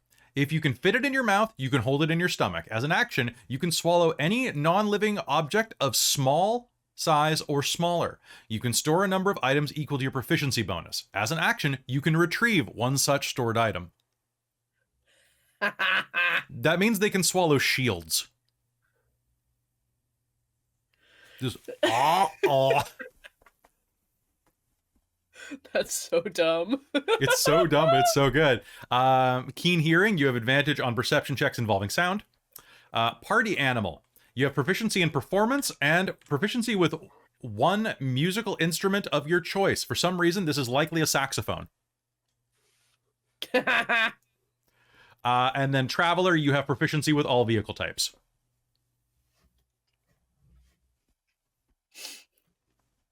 So that's the Alfar Melmaxi. How do they feel about the Tabaxi? They are the natural enemies of the Tabaxi. And in fact, Tabaxi lore, especially Uabaxi lore, says that the Alfar are a curse from the stars sent to punish them for stealing 9 lives. Look at me just pumping lore out. Wow. So good. So good. Yeah, Alps are basically bags of holding for up to your proficiency bonus in small, tiny, or minuscule items. Oh my God, I thought about making it that living creatures could, but then I just thought the idea of regurgitating gnomes. Surprise, gnomes. Hey, how's it going? Pretty good. Sorry about that. Talking about a pharyngeal jaw. Oh, talk about a pharyngeal jaw. Profit. Oh. Little Open gnome your pops mouth. out of your mouth. So speaking of Pharangi, we are slightly behind. We've lost a couple of patrons over at patreon.com/dorktales, and then we got like 2 more, and then we lost 2 more today. It's been a weird kind of arm wrestle of patrons recently. So hey, join patreon.com/dorktales to support the stream. And quick notice, if you join right now, you are going to get the following games this month. You're going to get Mage the Ascension Technocracy Zero Sum tonight at 6 p.m. You're going to get Spelljammer, 2 episodes in maybe 2 episodes, 3 episodes, 2 episodes this month. Of Strixhaven, Strixhaven, Curriculum of Chaos, which is getting dramatic as hell, guys. I think you're really going to like it. You are going to get boy. Passions de las Passions, a telenovela role-playing game ran by Robin, which next month is going to turn into The Radiant Citadel, which I just emailed an artist about, so hopefully that'll be coalescing soon. Dude, my character's thick. You're gonna like him. He a chunky boy. Yeah, my art references are pretty funny for that. Then you'll also be getting access to Hunter the Vigil, which is going into recording on Monday, finally, after a couple delays. And assuming that I get my last bit of writing done, you are also going to get access to Dork Tales the podcast, which is a fantastic little podcast that involves, at this point, at the beginning, is just myself, Christa, Christine, and Robin. And Robin is playing her best character ever, so you need to see that. She is the goodest I kind of feel like all of us are. Yeah, like you're playing your best selves. They're very, yeah, the three are very good. The NPCs are top notch. Totally. Hello, welcome. But that's gonna be, yeah, sorry, that was supposed to be out in January, but I just got swamped by work and then travel. And editing a podcast is a lot of work.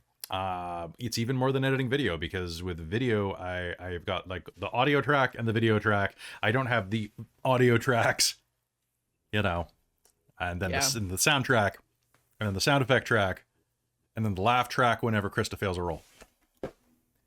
And then the Seinfeld riff as the sixth one, the just whenever Christa walks into the room. I feel honored. All right. So, what's everybody doing? How's everybody holding up today? Y'all feeling good? Pretty good. A little tired. I'm doing I'm looking at name generators for ideas. Nice. And that sounds great. Also, for which game? Oh, for something that you're in? Yeah, for the one that you were messaging me about this morning. You should pick an adjective for that name, like power. I know I already have peak powers from werewolf. Oh yeah, people keep bugging me about running more werewolf. And then Soul created a bunch of really awful things for werewolf. Maybe I should do that. Yeah, sometime soon. At some point when we have time. Yeah, when we have time. That's going to be like a late stage. We're looking at a bunch of other projects that are starting this year. I'm kind of torn, folks, because I want to keep our projects, like, I want to have a bunch of them, and I want to have fun, because I love running games, and I love playing with you. I love games like this stupid Spelljammer game right now. Like, it's just doofy and fun. We have a lot of fun with it, but I also like nights off occasionally. So I'm trying to find a balance, because I also want to do some personal projects. Because I'm getting older. What's that current? There's like a TikTok audio going around that's like, yeah, I couldn't work 40 hours a week, so instead I became self-employed and worked 24 hours a day. I was gonna saltily argue, but no, it's true. Hey, who's self-employed? Yeah. It's awful. So yeah, if you can support on Patreon, that'd be rad. Thank you, Andrew, for saying that in the chat. It'd be good to have you back. I would love to have you there for more stuff. I mean, it's the thing. Like, I can't tell you, and this is not a guilt trip on anybody, what a boost to my day it is to see like the pledge notification pop up in my email. That's like, blank has pledged, like $5, right? $5 may not seem like a huge amount to you. It might seem like a huge amount to you, but it's really pleasant. But man, when I see people leave, it hurts. It's like, oh, and I always check the Patreon survey, right? Usually it's like, oh, my financial situation changed. I'm like, I get it. It's fine. And you shouldn't feel bad. You should not feel bad. But it's like, oh man, that's a bummer. Until the beginning of this month, when I had 2 people say that Dork Tales didn't provide the content. And I was like, what did I not provide you? Did I not tuck you into bed? Like, what did I miss? Like, I tried. I guess it's one of those things that I mean, like, if it was someone that was like, all they really cared about was the podcast, and that's we haven't put the podcast out yet. And if that is the case, and I mean this really honestly, I'm not saying this to shame anybody. If something like that happens, send me a message on Patreon and say, hey, I didn't get this. And if that's the only reason, like, I have a refund button. I will happily give you your money back if I get really busy and you're only in it for the podcast and I'm delayed a month or two. Like, I would rather have you be happy and be, like, have positive things than think I was ripping you off. Right? Like, that's not who I am, and that's not what I want to put out. So send me a message if you're not getting. Another thing is that some of the tiers have the ability to suggest names for things. Send me a message about that, or hit me up on our Discord on the Patreon chat and be like, yo, I want to play, I want a character named, you know, Billy Bob, the dual katana wielding redneck to show up. And I'm like, fuck, I got a game that'll fit right in. Let's do this. Spelljammer's final boss has been named. Yes, good. Yeah, but that said, I do want to say that as disheartening it is to see those numbers fluctuate, I know that is a fact of life. I have canceled Patreon subscriptions before. I don't take it personally, but, you know, I'm like, aw, it sucks. Hope they like me. Being a content creator is so fucking weird, isn't it, Millie? Oh, yes.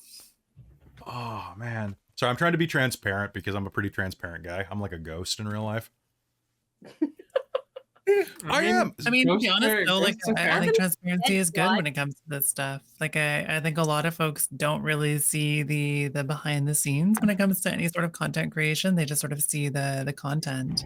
But it can be important to, like, you know, bring in some of that for how the stuff is made, both to turn that into content, and then also to, like, be able to, like, be a human person, and to set those sort of human person expectations. I think that's important. Yeah. And I think that's, yeah, because that is the thing, right? Like, people get so hung up on, like, often parasocial relationships and then, like, this false elevation of, like, what they think their content creators live like. And unless you're like Markiplier or, you know, Mr. Beast, and you're bringing down, like, I don't know, I think Markiplier makes what, 10 million a month on YouTube or something like that, some astronomical amount. He makes at least 30 million a year. I'll make anything where I not even a little bit. Not even a little bit. I broadcast out of my living room, folks, with a off a folding table. I make this stream in a cave with a box of scraps. Okay. This is my bed right here. This is Iron Stream. Yeah, my bed's just over there. This is about to turn into a different type of stream. I'm in I've got- office, okay? I've got Listen, I've got a couch. there's Hold a on. couch. You got After ready? Dark. Yeah. Hey guys, you want the casting couch? Ooh. But it's My not God. black leather. Yeah. It's not leather. There was on. Whoa, God! Cheers, about to fall over. Don't do that. That sounds dangerous. Okay, there we go. I put my green screen back. Anyway, folks, we'll pop back in a game. I just wanted to talk to you about this because it's funny and it's fun. And as always, if you guys have any questions, like you five know that you can ask me literally anything.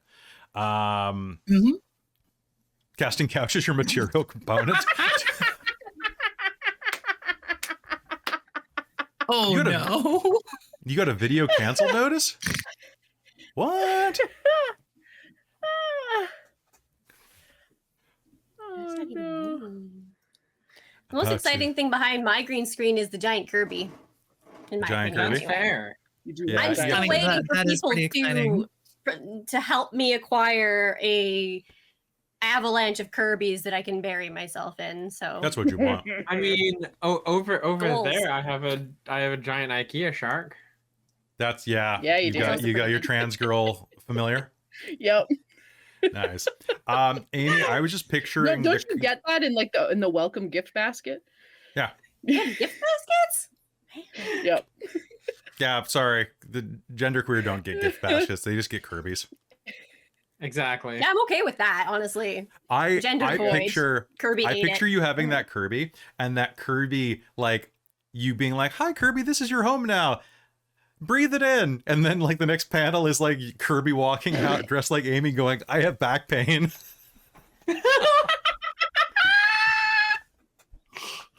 Oh, what a call out. That's your name. Oh no! Oh god! I have back pain and I'm tired. Oh my Also, if you heard God. of, you know what it is? It's Amy, it's Kirby Amy walking out going, have you watched Agents of S.H.I.E.L.D.? Hey, I also pitch many other shows. I know, but you went through a binge phase where you're like Agents of S.H.I.E.L.D. and I'm like, I'm not watching Coulson's show. I'm sorry. I like Really Clark fun Gregg, that but I'm like season 4. oh man. That's fine. Speaking of Oh. shows, should we do our show? I think I was giving us one more minute till 2 o'clock to head back, but we can do that. Whew. All right. We have fun here, folks. I hope you have fun here. Oh man, I think we're gonna have a lot of fun making up names. Ooh.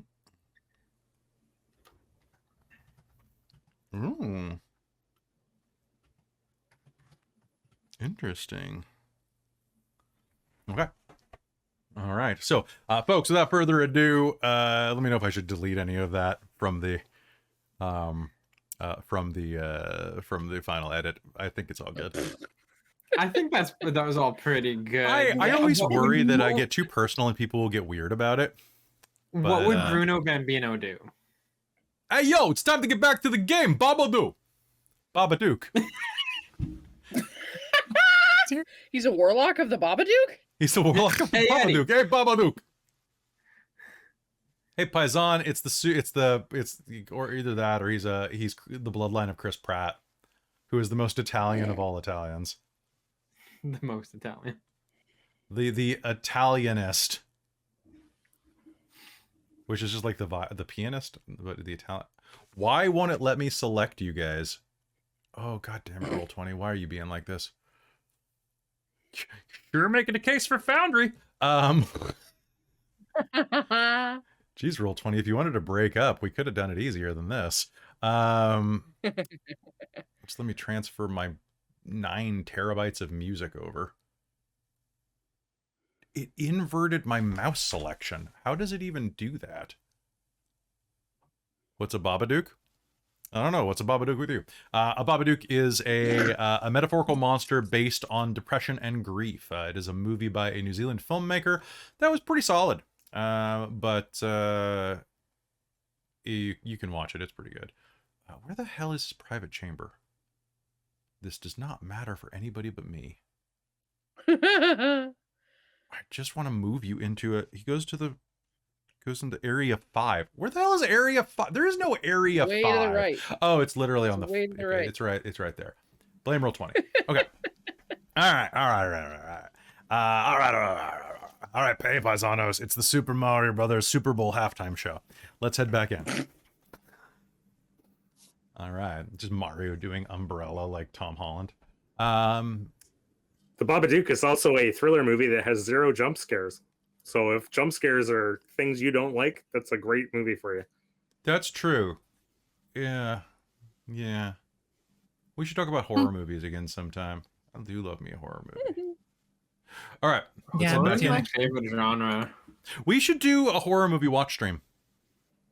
We should. That'd be a lot of fun. Because we were still supposed to, originally it was me, Kat, and Caitlin were supposed to watch Hereditary on stream together. Yeah. But then COVID literally Great movie. happened like that week.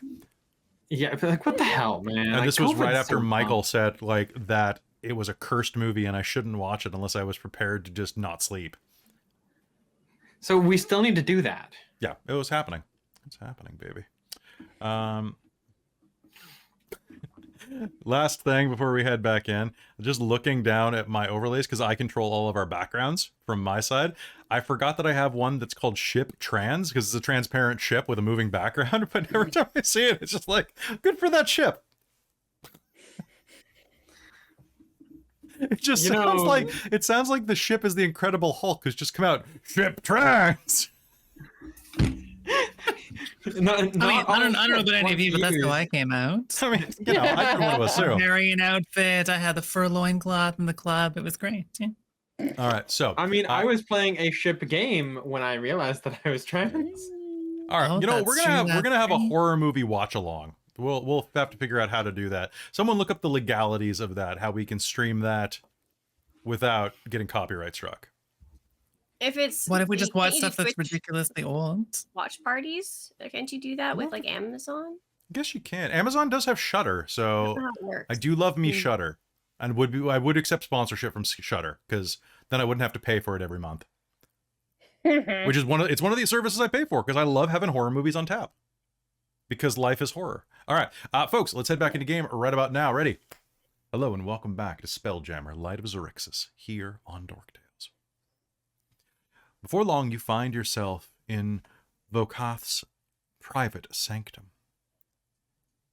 It's a comfortable. Hold on, what does it look like? It's chapter 8. There we go. It's a comfortable, well-appointed room. As you enter, you find yourself in a 50-foot-high room lined with silk-draped windows that afford panoramic views of the luminous clouds below and the distant dark void that was once Doomspace's sun. Soft music plays throughout the room. Low tables are sprinkled around the floor, topped with refreshments. In the middle of each table rests a stout pedestal, surmounted by a cerulean bust of Vokath himself. Welcome, welcome everyone.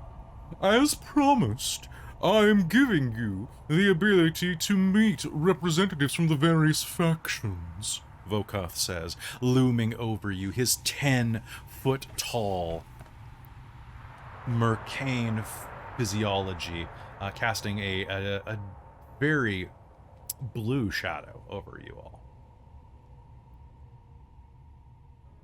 Yes.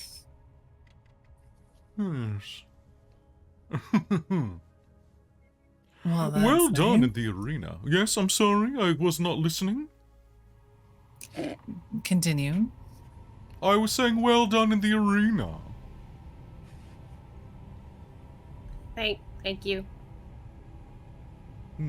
Refreshments? Please. You owe me an orange slice. There's all manner of citrus on that table, my small red friend. Wrek starts digging a wedgie out of his tunic and drops about a pound of sand. Oh man, I hate sand. Gets into everything. So coarse and gritty. Ugh. Mm-hmm. You were really in there. Yeah, it's so deep. I'm surprised you found me. Well, I didn't mean to. I fell right over you. It's quite dramatic. Yes, well, please enjoy yourselves. The faction representatives will be along shortly. Please, do enjoy a short rest. In the meanwhile, as you look at the table, you see that a couple of Thrykeen is how they're pronounced, I think. These four-armed bug people are going to enter wearing, like, basically Chippendale collars and take place behind the bars. It is time to pull out the Lazy DM's Guide to Glory. Which this is before I knew the Lazy DM was actually a brand, mind you. All right, so is anybody going to the bar to get a drink? Oh, absolutely. Tana's gonna get blitzed. A telepathic message will come across from the bartender, whose name is Hal. Hello, what can I get you? Something cheap and strong? It's all free. Then just something strong. I will, if you don't mind, I can pluck your inner desires from your mind. Oh, don't do that. For beverages. Probably best if we avoid that still. Let's just go for something strong. Sure. Roll me percentiles to see what they serve you. Sure. There's also I rolled a 42, the meaning of life, the universe, and whatever Tana's about to drink. Understood. Just one moment. Obviously, it's a snarf blaster. So there is.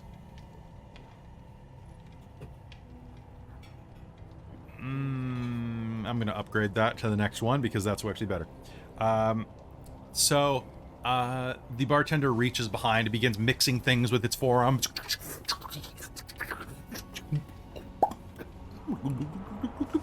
And pours you a beverage into a martini glass that is a really black drink with swirling flecks of white in it that resembles the cosmos, the night sky, kind of swirling in the glass.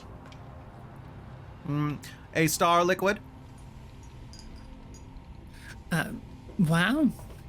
It's quite beautiful. She's gonna As slam are it. you. It smiles, and one of its hands accidentally nudges the tip jar.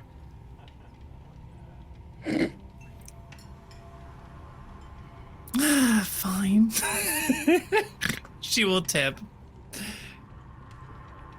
And magnanimous. Here, have an onion. And drops an onion in the center, like a little, like, pickled onion, a little, like, one of those, little tiny, what are they called? Like the little super tiny cocktail onions? They're the pickled onions, I think. Yeah, it's a cocktail Yeah. onion, right? Onions, So, maybe? so she goes, bloop, bloop. Thank you, I think. Yeah, no, she's just gonna slam it. Okay, can you make me a wisdom save? Technically, can I succeed it? Probably not. All right. Oh, actually, maybe. 14. 14, okay. You are immediately going to be hit with, like, a sense of pleasant vertigo as Ooh. you are going to start to have, like, an out-of-body experience that you're in control of as you feel yourself floating through space. Well, that sounds cool as heck. Feels cool? Yeah?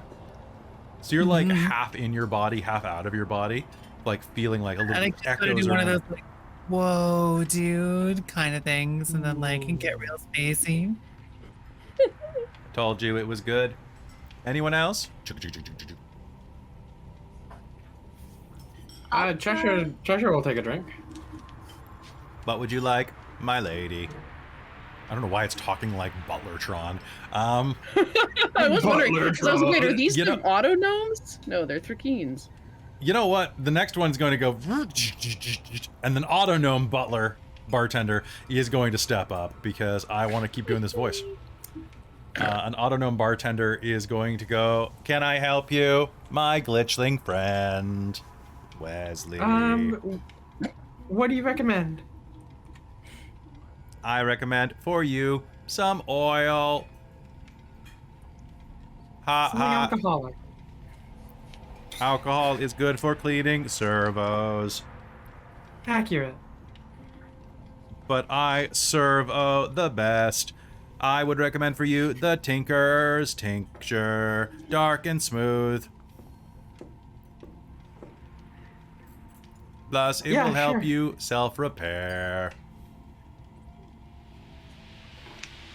That sounds great. Excellent. One moment. The sound of, like, a barista is going to kind of echo out of here as the Autonome begins kind of like working with steam and pumps and levers. And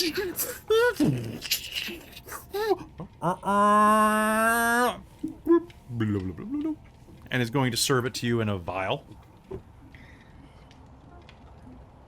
It's And you take a chill sip? down it.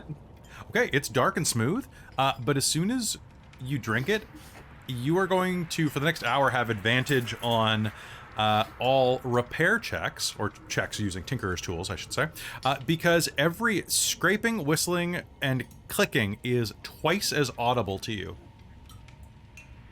Ooh. So when your engine goes, you know what it is. Fair enough. Perfect. Anyone else grabbing some drinks? Well, yeah, Mul's going over and we'll find something to absorb. The Trichine polishes a glass with its lower limbs. What can I get for you? It says in your mind. Thrychine. Not Trichine. Kelly, get it right. What can I get for you? Something blue. Ah, blue. Blue is very easy to acquire in the Liquid Kingdom. Perhaps a, I could do a... It starts rubbing its mandibles with one hand. I could do a bog grog, or a blue dragon's piss, or I could also just get you a Borg.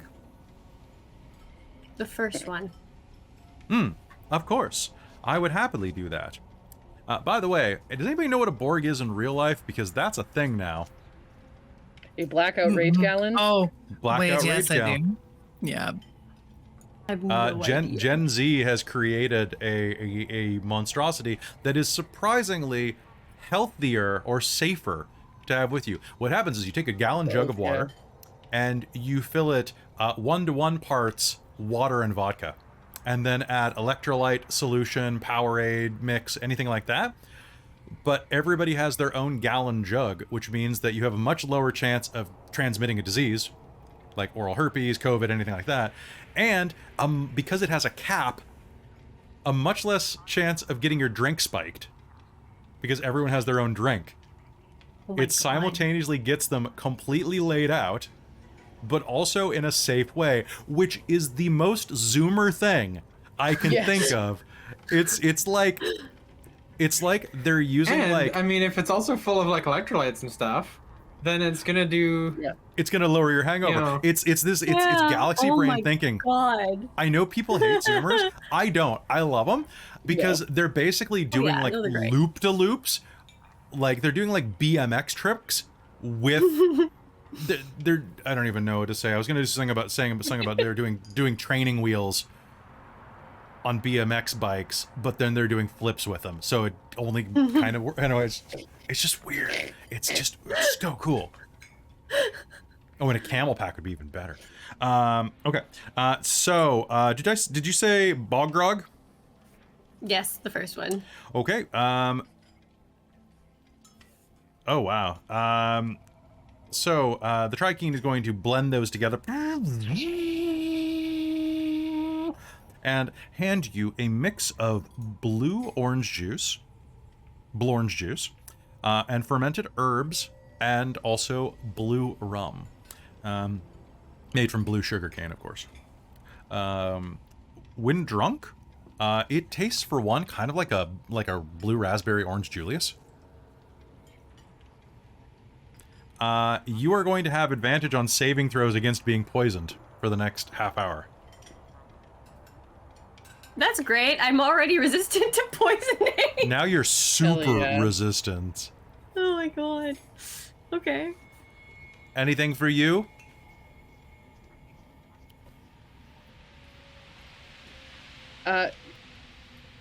Francis is looking around the room. Is there anything interesting in this room? Lots Like, are there of food. bookshelves? In this room, it's mostly just kind of like a common like mingling area. Okay. But there is quite a lot of food. In fact, I'd like everyone to roll me percentiles for food, and I'll tell you what is immediately on display for you. So I'll start us off with very nearby. You are going to see that on a nearby table, orange omelets. With a little, there's a little sign next to each one of them that says ruffian orange omelets. Then there is going to be marinated 7. artichokes. Ooh, marinated artichokes seasoned with caper and chicory with sautéed spinach, served with fried bread and pumpkin butter. But that also is right next to blubber-baked barnacles, which is a local delicacy from the Thri-Kreen Nebula. Then there is also goat and quail egg omelet. Goat eggs are very hard to find. Served with lingonberries. Then let us not forget that there is pickled purple worm that has been marinating in honey wine with various regional spices. The region is not mentioned.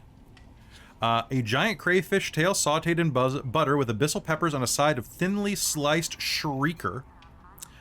And then there is also 43. Pastry wrapped goat's Pastry wrapped goat on a bed of battered fried green beans served with donuts, lingonberries, and scrambled quail eggs. Illithid larva in squid ink. Eat it before it eats you. Ice cream. Oh, Mulj's going for the illithid larva in squid ink. It will psychically project into you as you devour it. Not quite brains, but brains.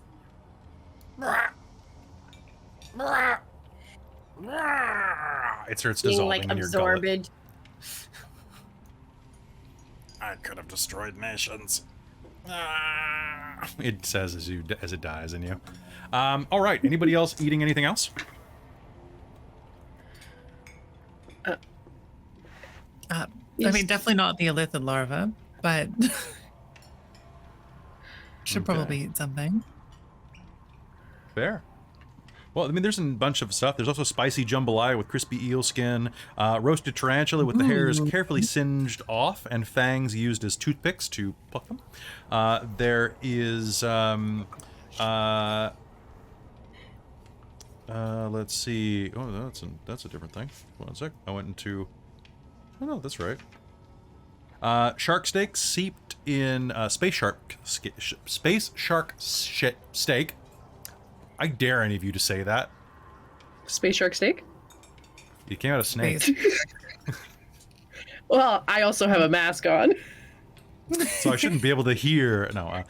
Space shark By the seashore. steak. Space shark. God damn it. Space shark steak. Space Served? shark steak. It doesn't count if you say it that slow. Peter Piper picked a peck. That doesn't count. Okay.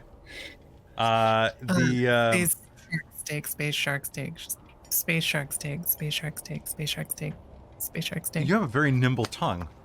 You should do ASMR. I do. All right.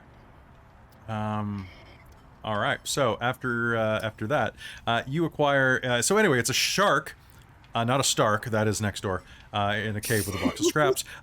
Both, however, are seasoned with the local tavern master's signature spice. And I will say as well that there are thinly sliced fruit slices covered in hardened sugar and topped with honey. Very sticky. And there's drake steak, of course, which is, don't worry, it's not made from anything draconic. The other drake.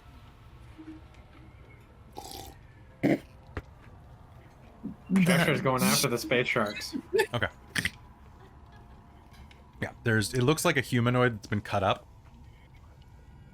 into like sashimi. Will make your hotline bling.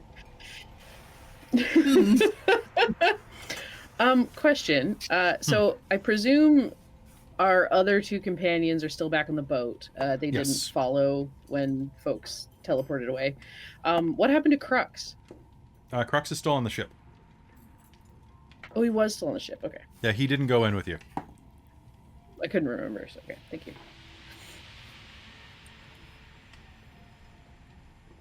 All right. So can I, before anybody else arrives, can I kind of bring everyone together with, random drinks and food in their mouth? So what's our tactic here to get these people to join us? We say, please join us and fight the things. What she said. Okay. Good to know we have a solid plan going into this.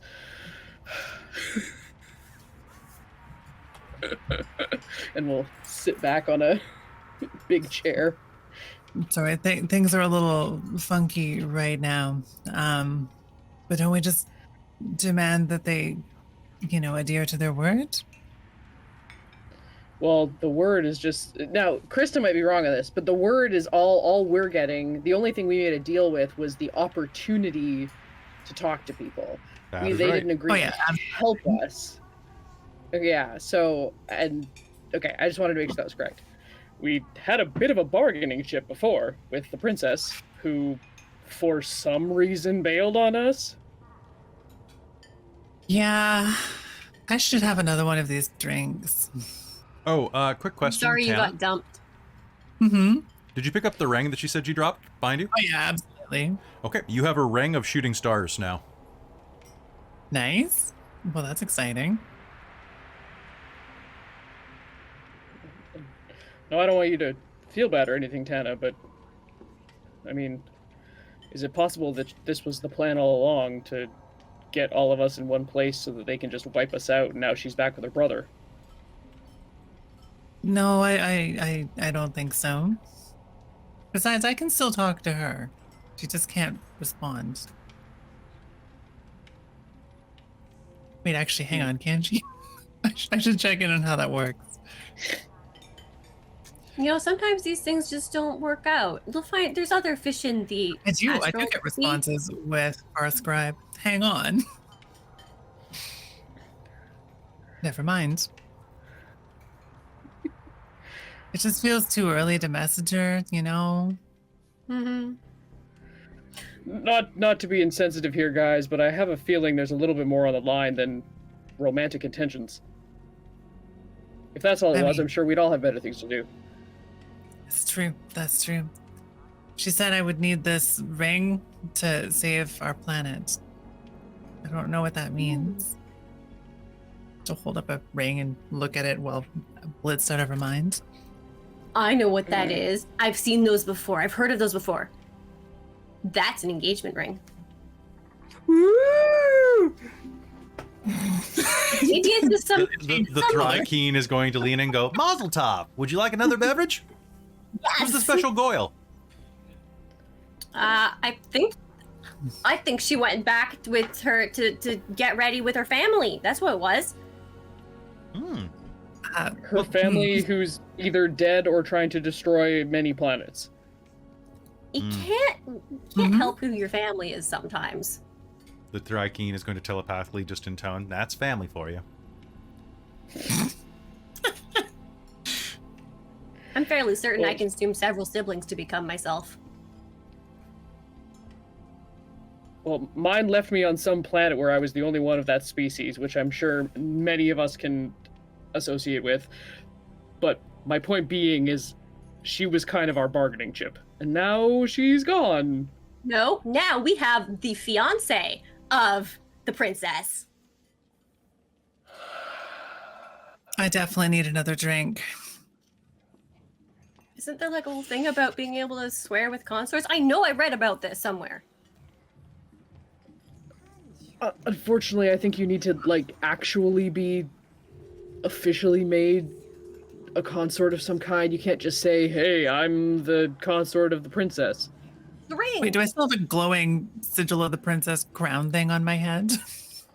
I'm going to see if it's still up from the distance. It is not. It is gone. Understandable. But you do have her ring, her official royal ring. That's true, which is pretty fancy. And congratulations, by the way. I thought this was a breakup thing. I didn't realize it was an engagement thing. So I have no Congrats. idea what it was. But I feel like this should carry some weight to it. We can hope. I feel like... Wait, hang on. Gonna sit there and attempt to sober up a little bit for a moment. Wouldn't this ring be perhaps partially necessary for some sort of official proceedings? Is that how this works, or is it not? Yes, it is a symbol of ceremony. It is definitely, basically like a signet ring. I think without this, though, they might not be able to properly crown the prince. That's encouraging. She is totally going to put it on like an engagement ring, though. Yeah. All right. Who is taking a short rest to heal up, though? yes, it's me. absolutely. Definitely. Totally. Okay. All right, everybody, go ahead and use your short rest dice to heal up. Wrek is And, going to find a couple chairs and do the Jean-Claude Van Damme splits and meditate for about half an hour. Cool. There are going to be quite a few little like cracks as you're doing that, as you reset all of your joints. Oh, Feels I real good. feel that one in the morning. Where's my orange wedge? One of the autonomes is going to, here you are, Wesley, and is going to pop an orange slice into your mouth. Okay, thank you very much. I Would feel you these like were the some worst grapefruit? healing rolls. Okay, so you put the ring on, you stretch. You put the. Would you like some grapefruit? Oh, thank you. Orange wedge is more than enough. All right, Tana, what are you doing? You were saying some stuff. I think she said most of the stuff, just that they would probably need this ring if they're going to officially crown the prince, so we still have a bit of a bargaining chip. And I can communicate with her.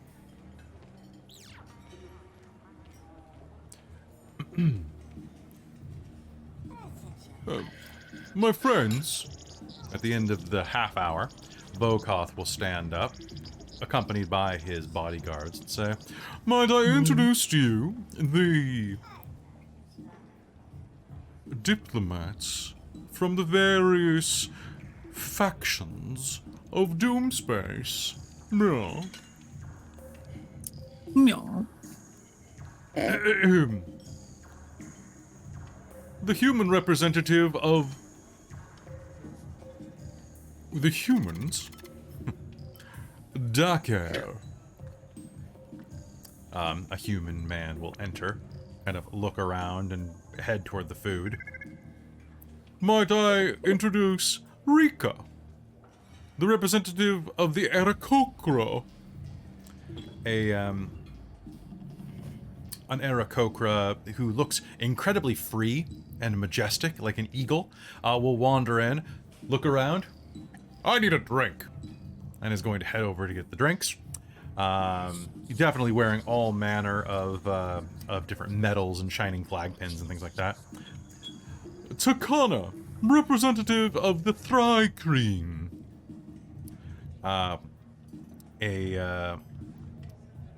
An Aarakocra dressed in mystic garbs and paints will enter and head over to the food as well and begin like pocketing it. "Votshu, the representative of the Artuks." One of those multi-limbed plant people is going to wander into the room and immediately glare over at the Thrycreen and give it wide berth. "And finally, Zoth S, the Sasuran representative." A Sasuran enters the room, dressed in kind of a mismatch of like different rags and belts all over its body. To give you a look at what a Sasuran is a lizard folk-like creature with a very, very long whip-like tail and a long neck, kind of like a pterodactyl. They're weird looking.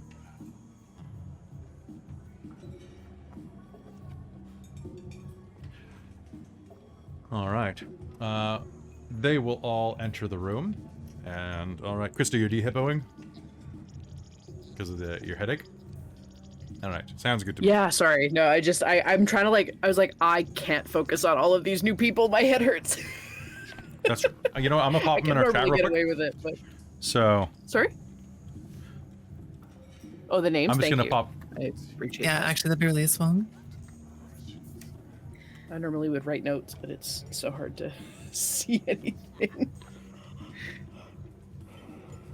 Now, did you say the Thrakeen representative was also an Aarakocra? No, Artuk. Sorry, pardon me. Oh, okay. The Thrycreen representative is named Takana. Okay, I said thought the- you I had said- said someone with paint was also an Aarakocra, so I probably... No, that's Yeah, I think I heard that too. Did you? It's like, oh, cool. They have a cool bird representative. Carry on. No, Okay. I lied to you. Multicultural. No, that was just Okay. that was me flubbing. All right, so Okay. they're all hanging around the room, and as you are standing there and kind of like preparing things, is anybody else doing anything in the preparation stage that I need to know about? Maybe actually, yeah. We'll definitely send a message to a certain princess. Okay. Just a very simple one, which is, we'll come for you. And she gets a response of 25 words. I think so, yeah. It's basically just Message. Yeah. sending. I apologize for leaving so suddenly, but my brother's fleet was docked outside.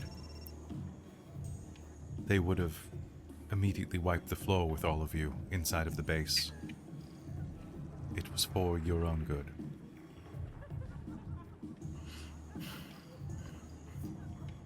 Or however many words, 25 word version, the 25 word version of that. In Elven, it's 25 words. That sounds good. Those conjugated, complicated words, they're like... Yeah, they cheat. It's like cheating at Scrabble, but it's cheating at sending.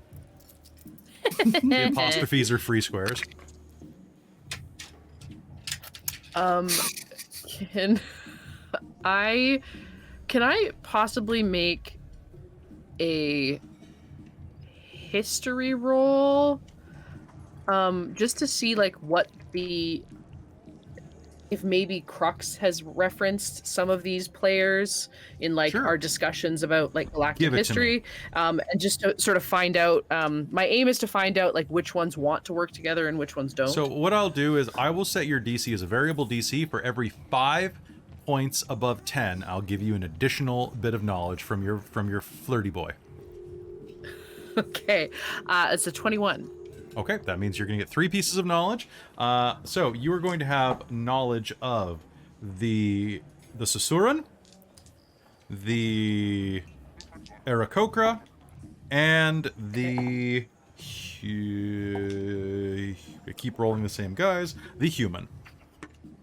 So what you're going to know is that the Aarakocra are... their faction is concerned... They're all about freedom. They're Freedom Eagles. And they are... so the Aarakocra there is the oldest member of a Shrike ship, the Skyra. And she is chief advisor to the ship's captain. You'll know from the Susurran is probably Zothes, the commander of the Wasp ship Gadabout. And that the Susurran are recent additions to Wild Space and are still kind of feeling themselves out. The Aarakocra are kind of wanderers around Wild Space. And finally, the human representative is Dakar, is the commander of the Tarask, a space galleon. He's a terse dude. And definitely has kind of a barbarian vibe. As he's around, he's dressed in space pairing material, but his clothes are very plain, and he has a lot of accented clothing that's covered in like bone bits. Like he looks like a space barbarian. Sick. Yeah, and that is how he will. And what are the human, like what are the human types like out here? They are not necessarily war. They don't start fights, they finish fights. Got it. So they're the whole like... So they're just trying to live their lives? Just trying to live their lives. They are true neutral. For the most part. Cool. But they're great drinkers, according to Crux. Awesome. Alright, so they start milling around the room. And immediately... Anything else before we begin? Perfect. I guess what color is the hair of the human representative? I'm gonna roll. On low, it's black. On high, it's blue. It is blue. Is it light or dark? It's like midnight blue. Okay. Like dark blue. Okay. All right. Oh, I'm adjusting this. So, the Susurran is going to walk over to you. And what would a long-necked lizard person sound like? Would they sound like this, or would they sound like what? I would think high-pitched, but kind of soft. Or would they sound Australian? I'm probably a little bit hissy, maybe. All right, so the Susurran representative walks over. that was an amazing fight that you guys had. That's very impressive. Thank you. Thank you. And what was his position on the gadabout? I'm Zotheth, the commander of the Wasp ship Gadabout, he says before you even can remember. Got it. And I just wanted to say that I am very well inclined to you because I hate a space elf. No offense. You seem to be one of the good ones. Oh, none taken. But space elves are generally quite stingy, and they're big jerky panthers. I would agree. Right. Yeah. So I just want to say that you riling them up and pissing off that solar dragon really cheered me up. I was having a real shitty day, and you really brought me around. Do you want to help us fight them?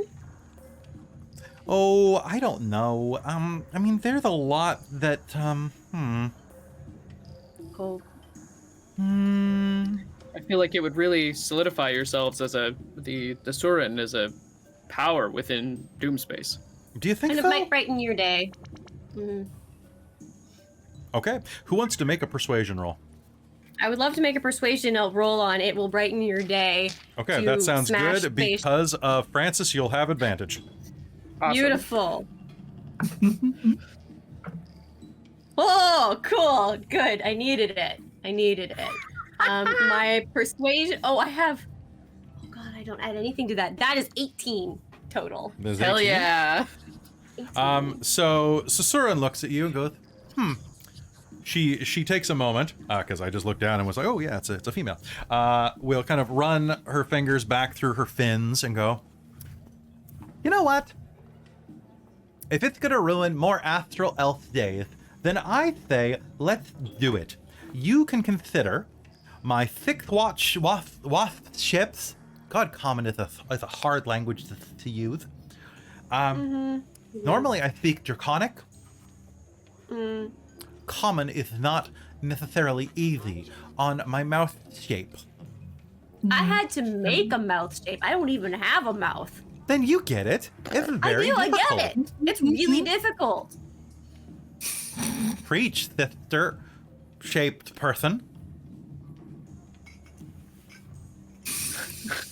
I've heard of this tradition. You lift your hand or your fin or your limb, and you gently slap them together.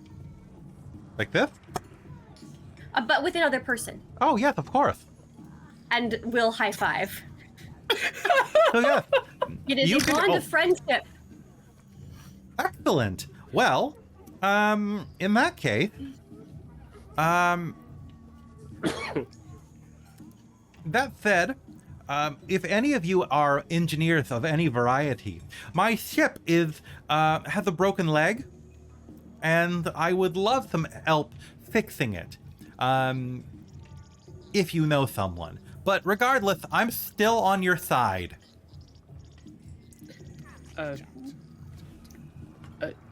Cheshire? I mean, I'm not particularly good at a lot of things, but I can take a look. I genuinely don't know if you had like craft or like tinker's tools or something That's like that. racist. Yeah, she does. Just because she's a robot. No, see? Yeah. And she has a bonus right now from that drink. Yes, perhaps Cheshire could take a look. She's done great work on the ships that we've come across, despite us just discovering them. And I mean, I work on myself quite often, so. That would be fantastic. I love having glitchlies on board. Do you have any? I'm sorry, I mixed up one of my tenses. I would love to have a glitching on board. Oh. It's been a while. Fair enough. I've never met another one, so. Oh, neither have I. Oh, okay. That's why it's been so long. It's been forever. I understand. Perfect.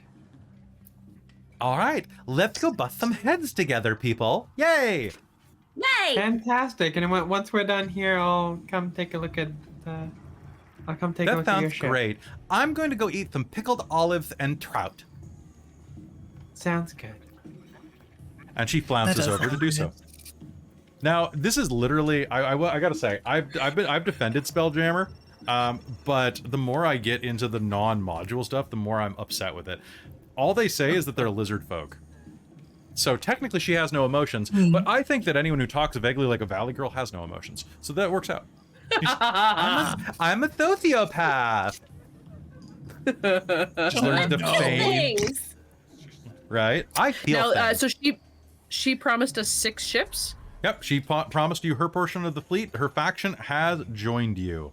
You have Cool. succeeded recruiting the Surans. Yay! Wunderbar. Who do we Alright. talk to next?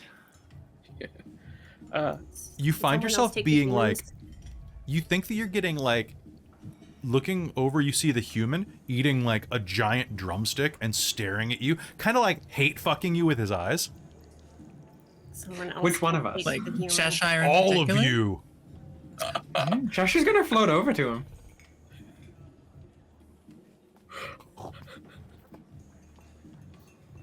So this human is about 6'6", built like a refrigerator stuffed inside of a cow. It's like, it's just like he's got his muscles have muscles that are working out as he's eating.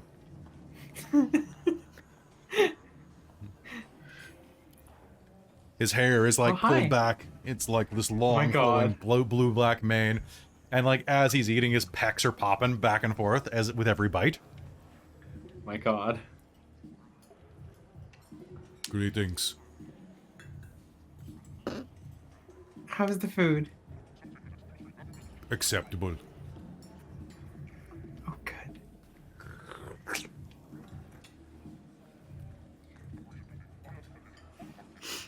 So, you're from around here, eh? No, I am from space. Well, yeah, yes, of course. Doom space, right? Yes. So yes, I am from So- around here, but not the Vokoth's building. Not this That's fair. space I'm not station. from this building either. Good, I'm not even from Doom space, actually. good. Are you a robot? Yes? I have faced robots before.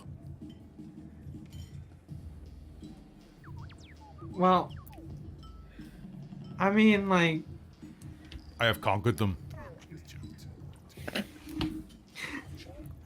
well, you won't need to conquer me.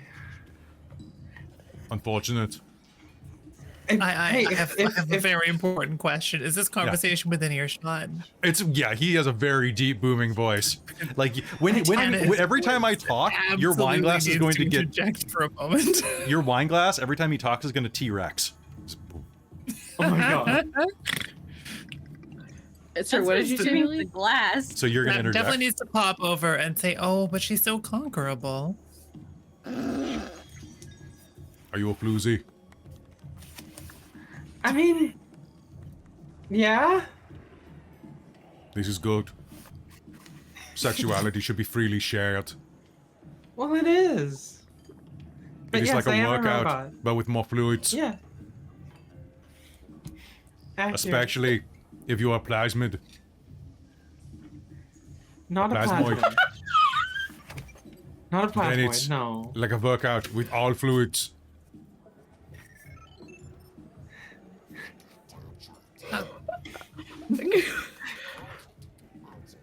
Do you have weapons?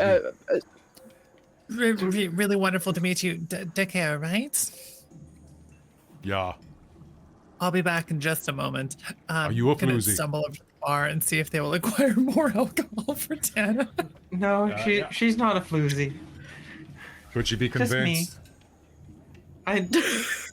She's sort of. She has a partner. I'm not sure about their Can't you bring the status on partner? monogamy. They're engaged. In what? Bye. And Mul's gonna run away. Dakar, Commander, sir, she could very easily be convinced if her fiance's family was brought down, so we could definitely use your help in that, in taking down the Xaryxian Empire. You are the Thunder one with the bomb. I am. You are the bomb. Thank you. Yeah, think nothing of it. I I like would what you did in the love arena. I've heard good things about your prowess as well. Are you a floozy? Not historically. I am not one who. I am not one who normally goes to war, unless war comes to me. Are you one to make things come to me? If I bring you a war, will you fight it? I could be persuaded. How? I need your clothes, weapons, and magic items. And your sunglasses.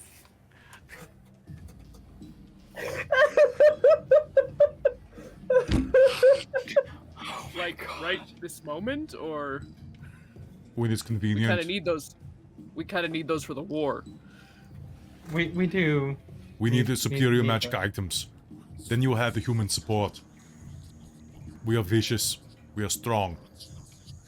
We will crush your enemies, see them driven before us, and hear the lamentations of the sissy elves. They are sissy elves, aren't they? I'm Just getting keep- this lamentation started early over here. Yes, you are going to be served a yam's choice, a delightful mead, high class, with a fair chance of being extremely addictive. Oh dear, that sounds perfect. Yeah, sounds good. So, by superior magic items, what is he saying he needs? It's just a magic item. Okay, Mhm. I fished out Francis with my is gonna crew. pull out the immovable rod, and we'll spin it around in their fingers. It's been well treated well and served me well, and hopefully it will serve the humans as well. You handled that rod expertly.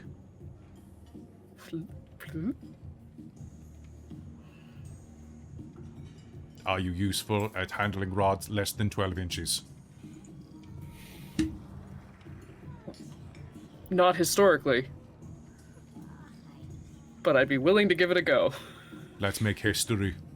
Make me a persuasion roll with advantage. Oh my god. I don't know why Docker is the horniest thing ever, but Are you a floozy?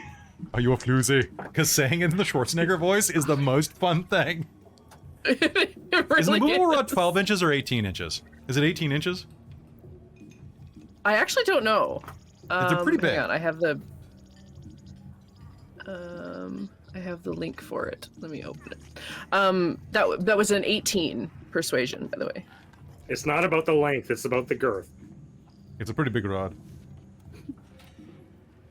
Then, It doesn't say. assuming that the rest of the night goes well, you have the human support. Oh, good.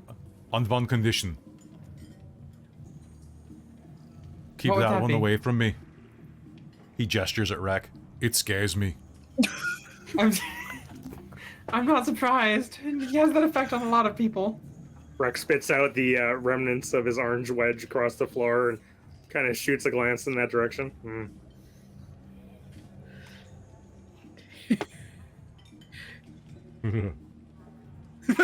He's a very powerful ally, but we'll keep him on the other side of the battlefield.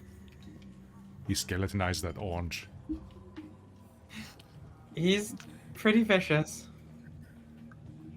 All right. So, Why just orange bones? all right. So, he will shake with you. Call me later. Of Okay. course. Thus I is look cool. forward. I would love a tour of the Tarask. I've recently gotten into space boats. Spelljamming vessels. That's the one. It sounds good. Hey, you! He turns around, pointing at the Soren. Put the cookie down. That's mine. And he goes and takes the cookie and continues to eat. Okay. With that, there are only a couple of other representatives in the area. You have managed to secure the humans, which are bringing 3 space galleons, including the Trask, to your side. Can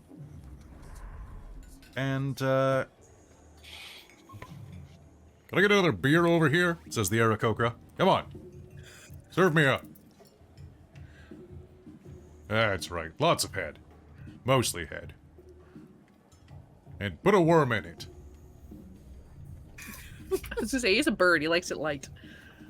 No. I like a little bit of head. I like some worms. Yeah. So this I mean, bird who doesn't that's... like a bit of head and worms?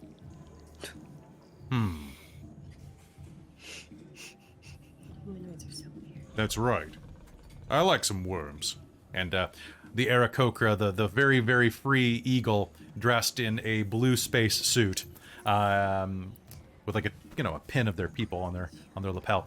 Is Oh, not going- like a space suit with like a. Like, no, it's like a space business suit, I've decided. Okay. Is going to drink down the worm and beer. All right. Who takes this one?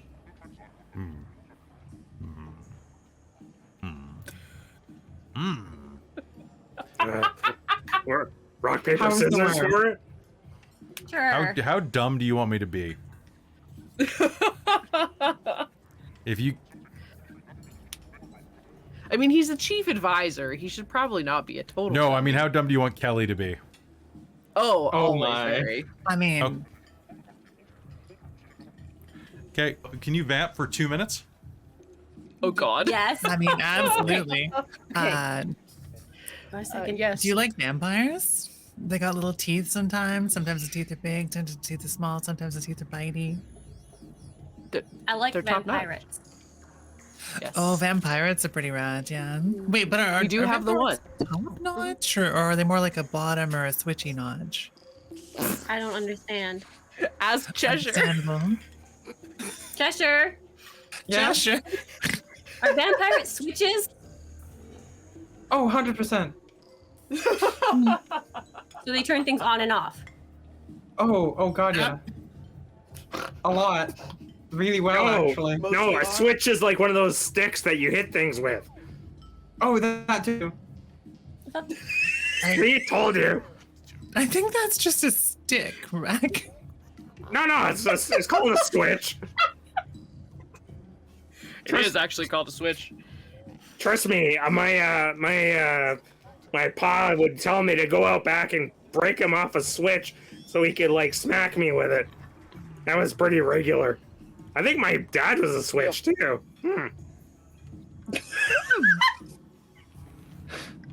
But yes, no, that I never need to know that about your father. He was a The stick. one vampire that I'm familiar with, definitely a switch. It makes things a lot of fun, actually. I suppose we can't speak for. I suppose we can't speak for an entire group of people based on one person. I mean, I'd be Why? willing to try. I mean, if we compared. What if about we compared us? Gift to who I am, Mm-hmm. yeah, we're all I mean, they all individuals. seem to like. So you're not a hive mind? We've confirmed you're not part of a hive mind. I mean, despite my best efforts, not yet.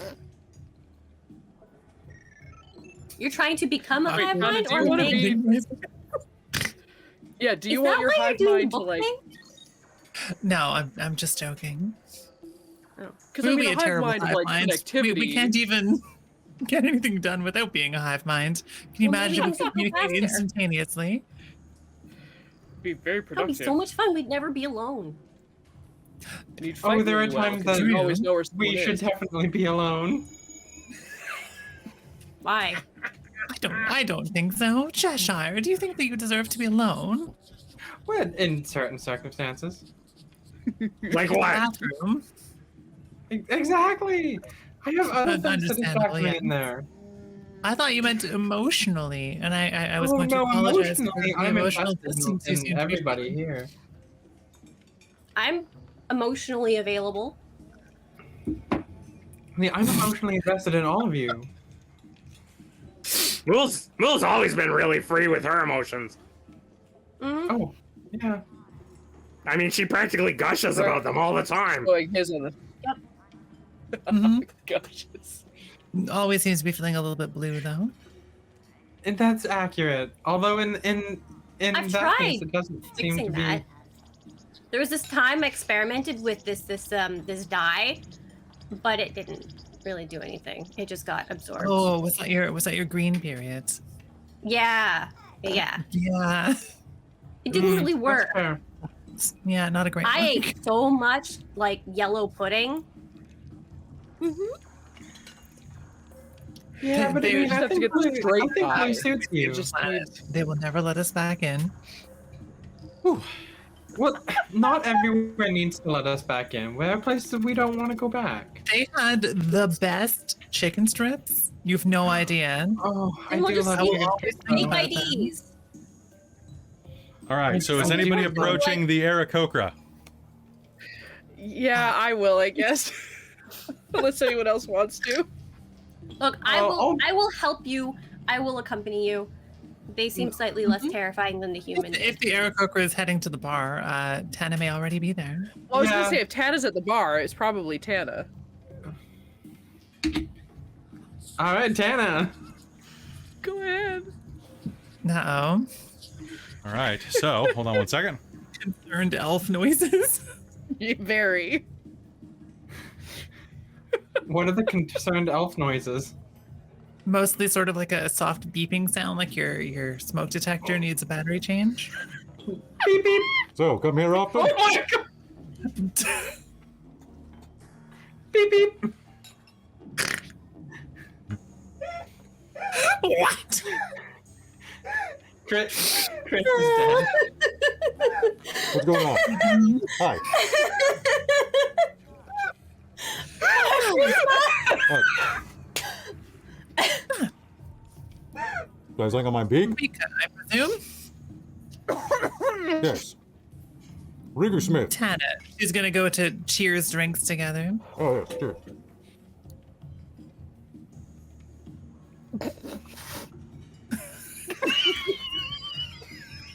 Is it good? That's great. So, what brings me out here to talk to you, of all people? Well, I mean, we're hoping to form an alliance to take down the empire of elves like me, but that aren't me specifically. And why should the Aarakocra help you? We're a proud Well- people. Mm-hmm. How proud can you be with a massive, terrifying empire on your doorstep colonizing your space? Well, that's a good point. Here's a counterpoint for you. What's in it for us? How proud would you feel if you took them down? Pretty proud, And I'm I certain that they suppose. have an awful lot of loot. Hmm. Actually, I know personally that they have an awful lot of loot.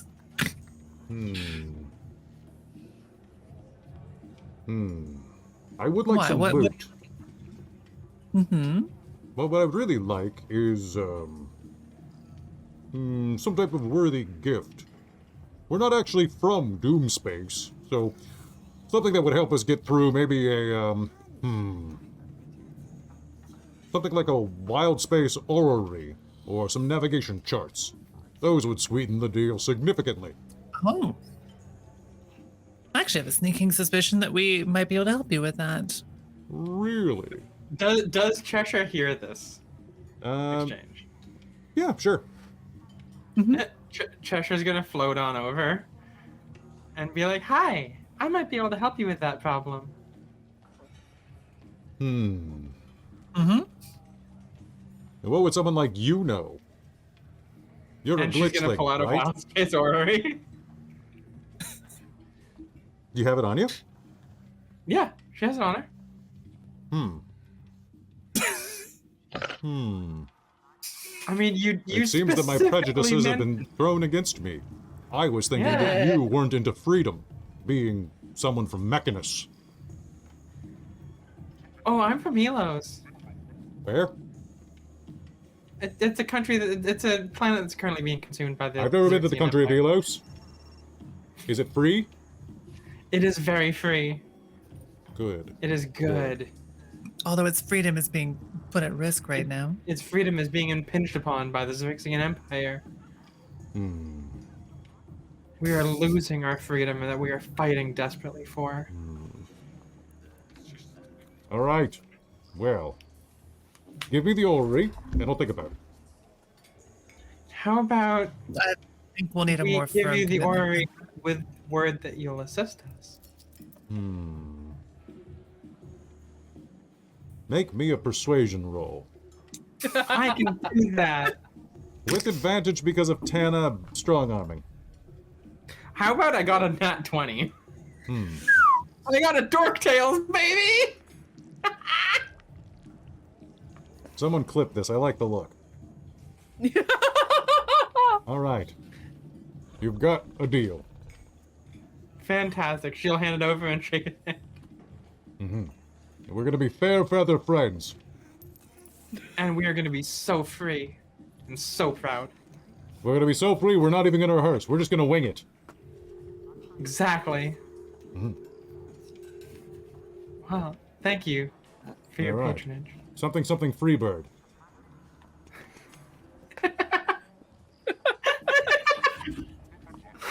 Francis My God. sidles up with a notepad. So how many ships do we have you down for? Oh, yes, of course. Sorry, I had to... Whew. Sorry, was that worth the delay? It That was very worth the worth- delay. I looked everywhere, tore apart Christine's office while she's sitting there being like... And then it was on a shelf Oh no. away from everything. I'm like, you gotta be fucking kidding me. For those watching on podcast, I was wearing a bird mask the entire time. There we go. It was And quite eagles delightful. specifically. It was Also, excellent. I think you missed Eagle! some delightfully top tier vamping. Oh, I heard it. You I, was, did, yeah. I got my headphones. Wish good. it Oh, good. Um, Talking about vampires. Cheshire, Yes. was you being a floozy? Yeah, I'm a floozy. That's what being a floozy is? Well, no, not that in particular. But, I mean, there's more... Granted, there is more to me than a pretty face and a slutty personality, okay? Yeah, there's a whole bunch of like bolts and tech. Exactly, but yes, no, I am absolutely a floozy. It is part of my personality, and I absolutely love it. Cool. It basically just means that I am... I am almost always down to have some fun in the bedroom, if you catch the drift. Like playing cards. Yes, like playing cards Excellent. without We should play clothes cards on. sometime. Oh, it's even better! Clothes are terrible! Okay, who's the next person?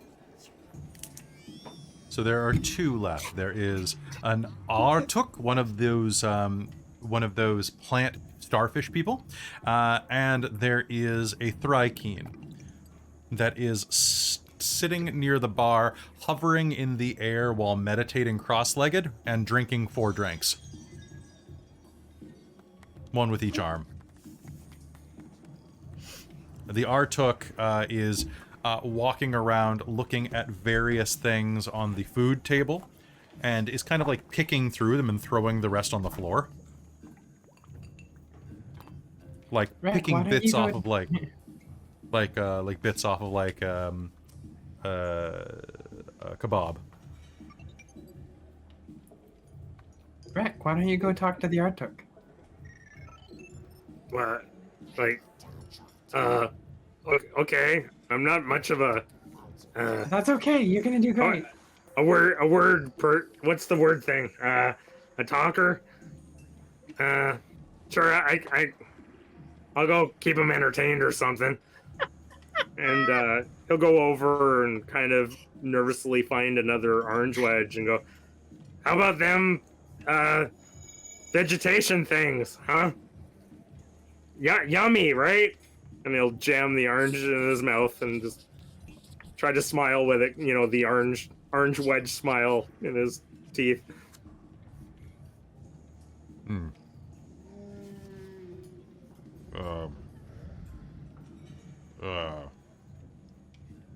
It makes a bunch of rustling sounds, snaps, pops, and hisses at you.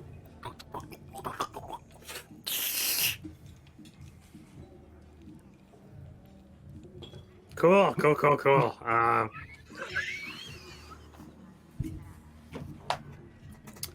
So, how about that sports thing? It's gonna hold up a tentacle at you and go... and cast tongues on itself.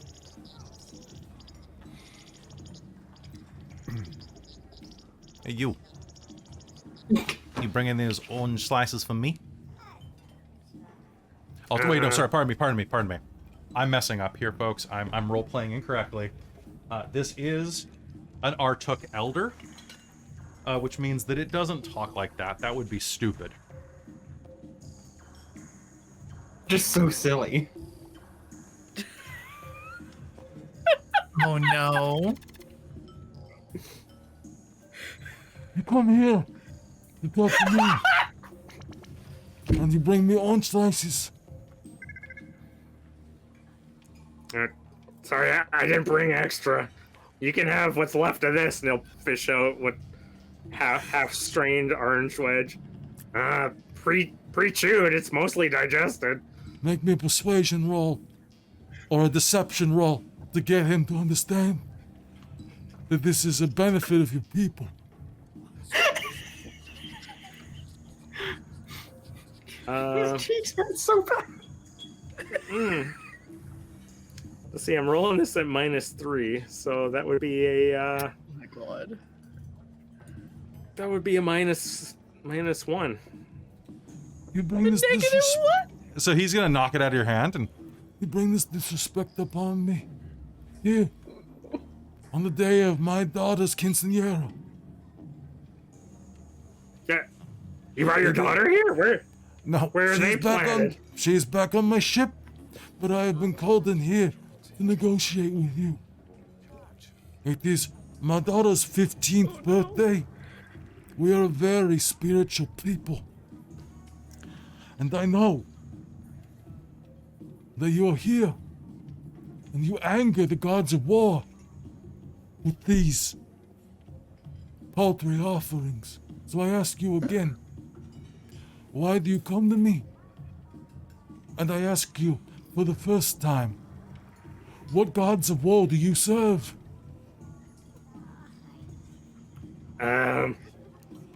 He'll nervously shoot a glance back at everyone else.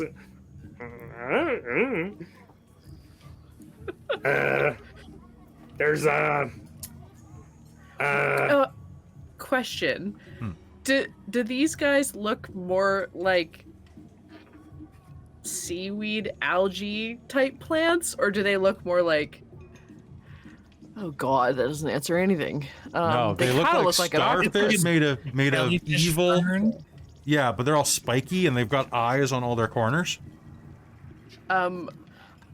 May I approach with a larger plate of orange slices? I'm a follower of Dempsey's.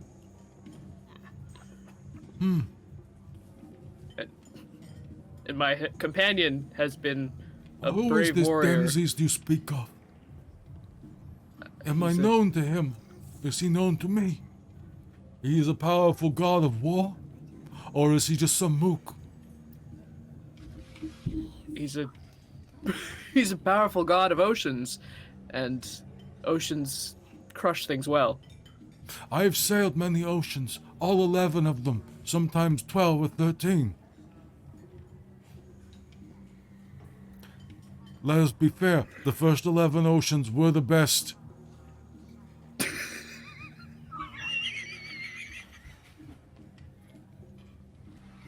You should see the oceans we got back home. They go all the way around. I had no idea that it was like a big circle. You could go one direction, a direction, and come back to where you started. It's like non-stop oceans. I'm still trying to wrap my head around it. The only thing, little man, you come to me with this disrespectful orange. The only thing I wish to wrap around is my tentacles around your throat. I challenge you to a wrestling match. Right now. Right here.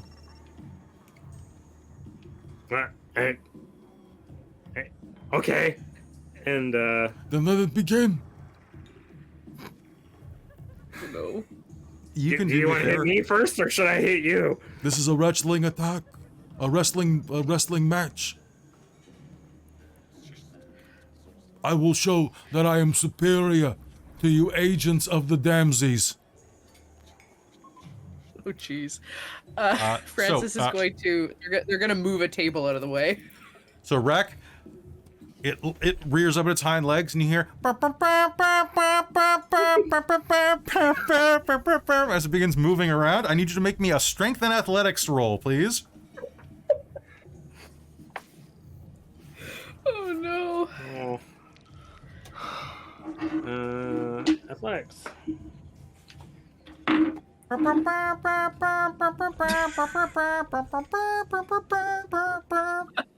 That's 23. Okay. All right. So it's going to lunge at you, and you are going to put one of its tentacles behind its back, and you're going to start getting a leg up on it, and then it's going to cartwheel over you and try to put you into another one. I need you to make me another athletics check. Oh.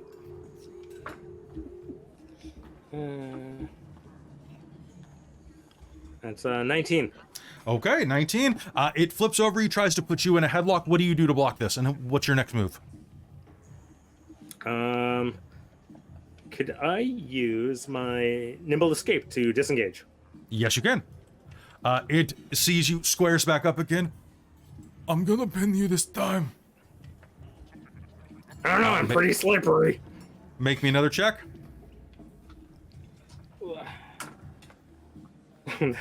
That's a natural one. Okay. He is going to kind of like make a motion. You're going to dart one way, and instead, he is going to just clothesline you and then give you a 5-way people's elbow on the ground. Ah! All right. This is for all the marbles, Wrek. One more athletics check. Mulj. Can Mulj like shove over like a chair or something? There's like some folding chairs nearby. Absolutely. I'm gonna grab one of these and Wrek, do the move. You know the one. A folding chair will give you advantage on this because it's wrestling. Oh, thank goodness. Dun, dun, dun, dun, dun, dun, dun, dun, Remember what we practiced. That's another 19. Okay. The folded it goes to jump up and give you it starts to grab at your legs, and it's like pulling you into a Zangief style pile driver. And as it does so, the folding chair is going to go through the air like fucking Excalibur flying into your hand, and is going to go light's gonna hit it. Like, in fact, it's gonna disco light dun, dun, dun, dun, dun, dun, dun, dun, dun, dun, off the overhead lights. What do you do? I guess now I gotta introduce you to the rock bottom. And it'll spin around and The what? sit on the chair, like, and holding on to it, do a backflip and smash his chair into his torso. Okay. So you'll knock him to the ground, and he'll. Ugh. I have been bested by the Damsies. Sitting on the chair on top of him. You wish me to join your coalition and to bring my people. Well, yeah, like if you're gonna have a party for your daughter, like why not continue the party? You can make me a persuasion or intimidation roll with advantage. Or deception. Charisma's not my strong suit, so that would be even with advantage. That's a 9. A 9? Do you Oh my god. Did you spend your bardic inspiration that was in the Colosseum? No, I didn't. I am being real nice because you be folding shirts. Yep. Okay, it's a 14. Okay. You, sir, invoke the name of my daughter, on the name of my daughter's quinceañera. You have yourself my 5 lamprey ships. He holds Oh, out a that tentacle. sounds great. Here, let me help you up. Oh, thank you. That was a hell of a move. We Artooks have not invented folding chairs. I will have to incorporate this into my people's war arsenal. I don't know if he's actually hurt, but Francis will walk up and cast a healing word and say, Thank you so much. Dempsey smiles on you. And you as well. I am a follower of Grunch. Interesting that Grumptious made it out this way, but not Dempsey's. Yeah. Well, I was originally a follower of Rovagug, but then I found my way off the path. He'll give you a pat on the shoulder, leaving only one representative left. Ooh, sorry, I had to take that. Talk to the bug. Okay, so checking. So she is floating in air, kind of drinking drink after drink after drink after drink. So, do you folks like have to worry about people trying to squash you the same way that I have to worry about people trying to slay me for leveling up? Now I need to ask a very important question. What does a Thrykreen mystic sound like? Who's kind of like a dorm mom from the sound of this. Is this just Valley Girl? My brain's going like... My brain is giving me Uncle Iroh, honestly, but I don't know. Well, Yeah, a little bit. Yeah, could be. all be right. like Uncle an ex- Iroh is big Uncle dorm mom Iroh? energy. Big dorm mom? I Okay, don't so know she's gonna who kind of that look at you, is. take a sip. You haven't watched Avatar: The Last Airbender? Avatar. It's on Netflix. Get watch it right now. We need to It's fix better that. than Star Wars. We will... Yeah, I've seen like one episode, I think. Like, just watch it. It's one of the best shows ever. Oh my god, Robo Luchador just nailed it. Never mind, I got it. Okay. So, she takes a drink, she takes another drink, she takes a whiskey drink, she takes a vodka drink. She turns to you and goes, that's exactly right. You know what it is, sister.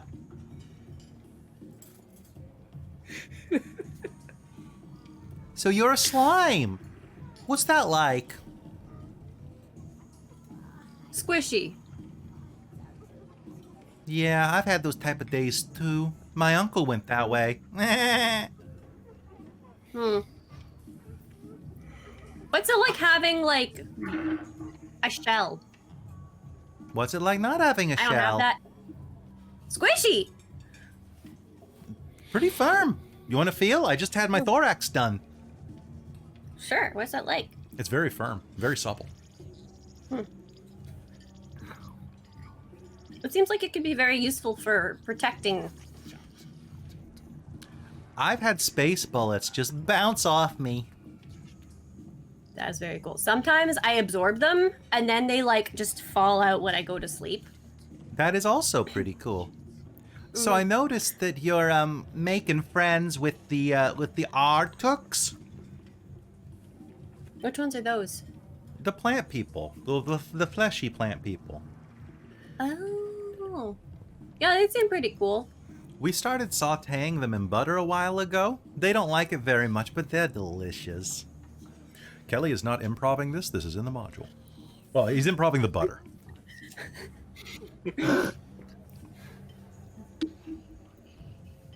Yeah, a lot of things do seem to be delicious from what I've heard. I think dragons think that humans are delicious. Oh, absolutely. I would think so. Have you ever eaten a human? Did you gain a level? No, I wish. But you know what it's like if you're a slime and you try and fight humans, they just get even more angry at you. Same with a bug. Mm-hmm.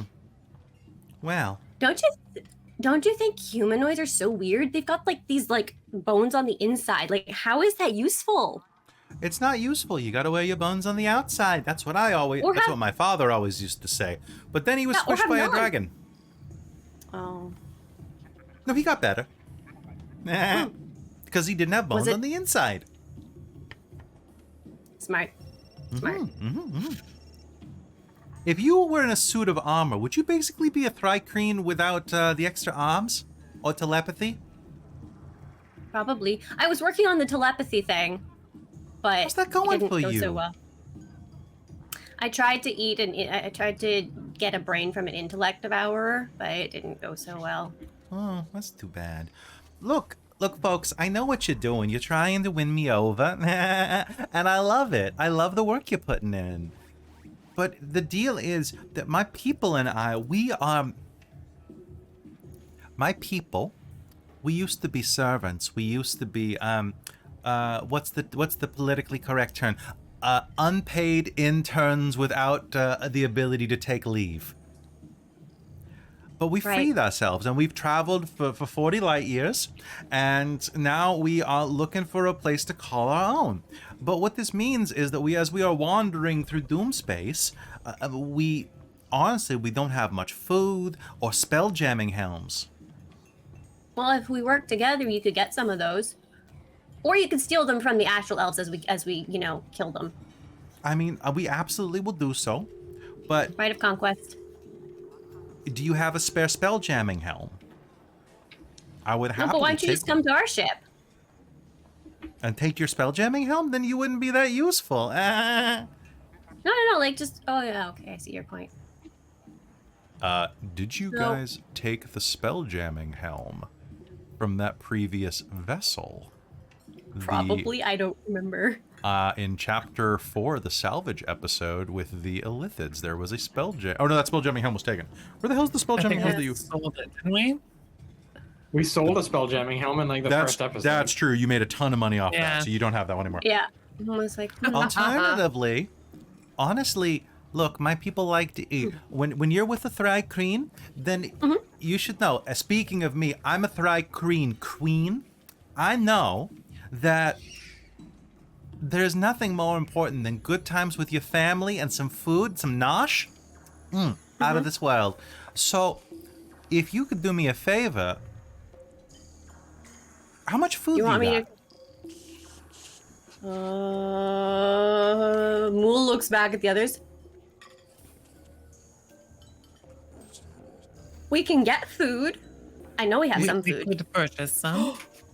We do have a druid on board with us. What's a Who druid? might be able to grow stuff. Sorry, this is Christa talking outside of things. Do we think that what's her Goodberry knuckles? might work? Is that what you're saying? Or Oh, maybe. Create food and water? I like create food and water better. Well, what's the druid thing that you can like make things grow really good? The druid craft and some other ones, yeah. Yeah. I'm thinking we do have two. We have Star Druid, and then we have what's her name? Topola? Topola. She seems like a garden type druid, isn't she? Well, yeah, she's a wizard. But she's a wizard. I thought she's a she wizard. was- Yeah, she's a big hairy wizard. We can grow stuff and we can steal stuff. That sounds really great. Do you have, you've got an interesting party with you. You've got a big, strong cleric. You've got you, of course. You've got that little feral red thing. You've got a star elf. Wrek. He's my bestie. And you've got that sorcerer glitchling. It's a cute little group. You having your fighters and that sorcerer, Yeah. Yeah. It's cute. I'm more of a mystic myself, looking for the answers in the cosmos. That's really cool. Yeah. I try to look for answers, but usually people just tell me I'm asking stupid questions. Well, there are no stupid answers, honey. There's only stupid people. And stupid people don't ask any questions. See, that's what I say. I want to Exactly. know. I like you. You're a nice like lady. you. You're a nice person. Well, sorry, you're not a person. You're a... I'm a news. I'm a collective of probably several others that somehow figured out how to think, which is weird because I do not have a brain. You know, I've heard the same said about the Thrycreen. Really? Well, I mean, we're kind of a hive mind if you really want to break it down. We're all telepathic, we're insectoid, with a common goal structure, and, you know, we're very big on communal living. Honestly, it's been very useful being able to work together for the betterment of our entire species. You know, to each according to their means. That seems very enviable and understandable. Thank you very much. So, do you think that there's going to be... Now, you bring up the fact that if we take on the Astral Elves, there is a good chance that we could pillage their Spelljamming helms, and then we could continue our voyage across the stars. Mm-hmm. And then you could come and visit us on our planet when we get it cleared up of all these weird, like, shard crystal things that are eating it. Oh, really? And then we could show you some of our local cuisine. I don't cook, but there's a lot of people that do. They're really into food in a couple places. Like Fandelia, they've got some cool stuff. I would love to I would love to visit your planet. Make me a persuasion roll. God. That's an 8. An 8? I don't add anything to those. No. Okay. Oh, wait, I had inspiration from last game for something. I think I said something real stupid and you gave me inspiration. I'm going to use Okay. that. Then, sure. That's an 11. An 11? Yes. Did you use your bardic from I did, yes. Oh. Look, if you don't believe me, then I could introduce you to someone who's much more persuasive. Who? Mulj is going to look and try and judge which of their Cheshire allies and Tana are the closest. Yeah. It's That probably the one. most charismatic. Cheshire is Oh, good. hi, with- Cheshire. You're the sorcerer. Sure, she'll float on over. She'll be like, actually, I'm not a sorcerer. I'm actually a druid. Oh, funny. You don't look Druish. No, not really, considering the fact that I'm metallic. That's can't interesting. help it. Wait, you're metallic? Yeah. So this one's got like a hard shell like the Thrycreen. Kind I of. like this Weird, one. like Well, this weird she'll, silicone, whatever. yeah, like she'll lift Yeah. up like like one of her like panels like on her arm. She's like, yeah, it's metal. Are you gooey on the inside too? Well, there's not hydraulic fluid Yeah. and oil. basically. Like a spider. Yeah, that's fair. Click. Fun fact, spiders work through hydraulics, which is weird. Yes, you can turn them into cranes. That's wild. Hadn't thought of that, but okay, that's going in a You game. can. It's been done. This is great. Okay, spiders Oh my into... god. Yeah, Google it. It's wild. You know what? Girl, you don't even need to open your mouth. You seem like good people. And I love good people. I love to have good people for dinner. So if you could, make sure that all of this food that doesn't get used tonight gets packed up and brought to my ship. And any other food rations that you might have on hand, you just bring them back to me.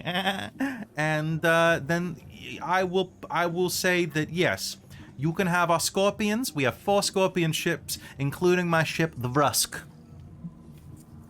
Perfect. And together So that's we 4 can total? go do things Yeah, to 4 total. bad creatures that have bones inside them. Well, not for long. Not for long. We can hit No. them with the bones. Ooh, grab their limb, take the bone out, and then hit them with it. Oh, that's Oh, we could- clever. That's true. And then you could probably trade him to that human. He seemed really interested in bones and boning. Or deboning? I Yeah, forget. he's very interested in boning. That's for Yeah. sure. Well, I'm going to continue drinking all this free booze. So, it's lovely to sounds like a meet good each idea. of you. Mulj, we should exchange sending stone numbers so we can get in touch. Absolutely. I think I've got one somewhere. Yeah, so do I.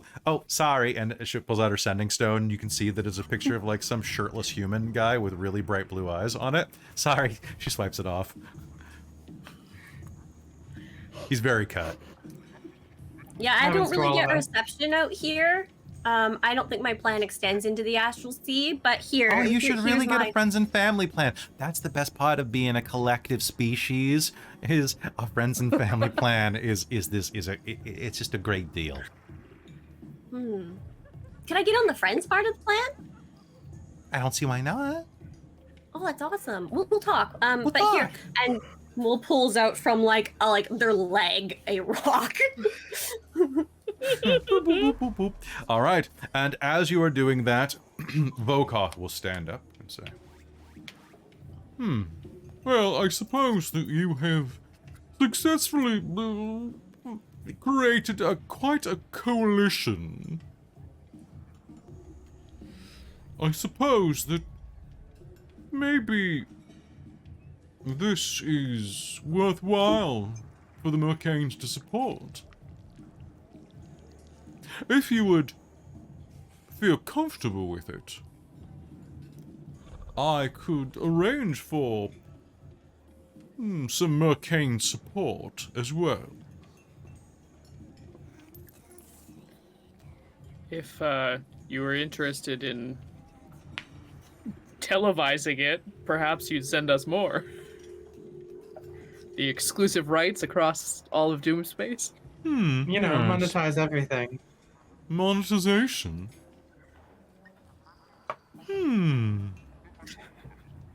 Let me just make some calls. he reaches into his pocket, pulls out a sending stone, flips the screen. You can see there's a shirtless human. Excuse that. Oh my god. Kai is everywhere. The joke's funnier the second time. Oh, I don't even know why I have this. I can reach out to them telepathically.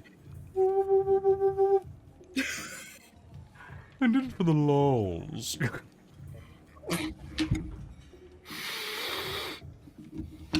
In the meanwhile... Yes, I'm getting a reading now. You have the Mercane support. We can acquire crews from the other factions, but we will be happy to supply you 2 hammerhead ships and 5 squid ships. You have? Sounds fantastic. Yes, and you have your coalition, my friends. Put out a hand. Well, look way at up. us go. Perhaps did we it. should celebrate this. Team friendship Yes, indeed. and Operation Punch Elves. Francis, he will like lean down and shake your hand, and then we'll reach into his pocket and pull out a little vial and like hand sanitize after shaking your hand.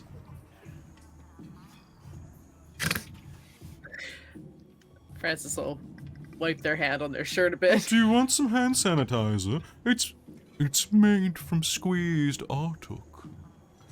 Some of them are made of aloe vera. Were they dead or alive beforehand? good, Was but it thank you. like a... No, they like it.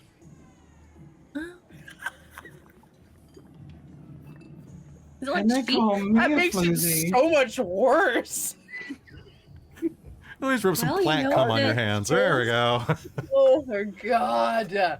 No, incorrect. Very correct. Perhaps we should be heading back to our vessel to discuss this with our compatriots. There's been a lot that's happened. I think that would be ideal. No. And with that, your meeting of the coalition has ended. You make your way back to your ship.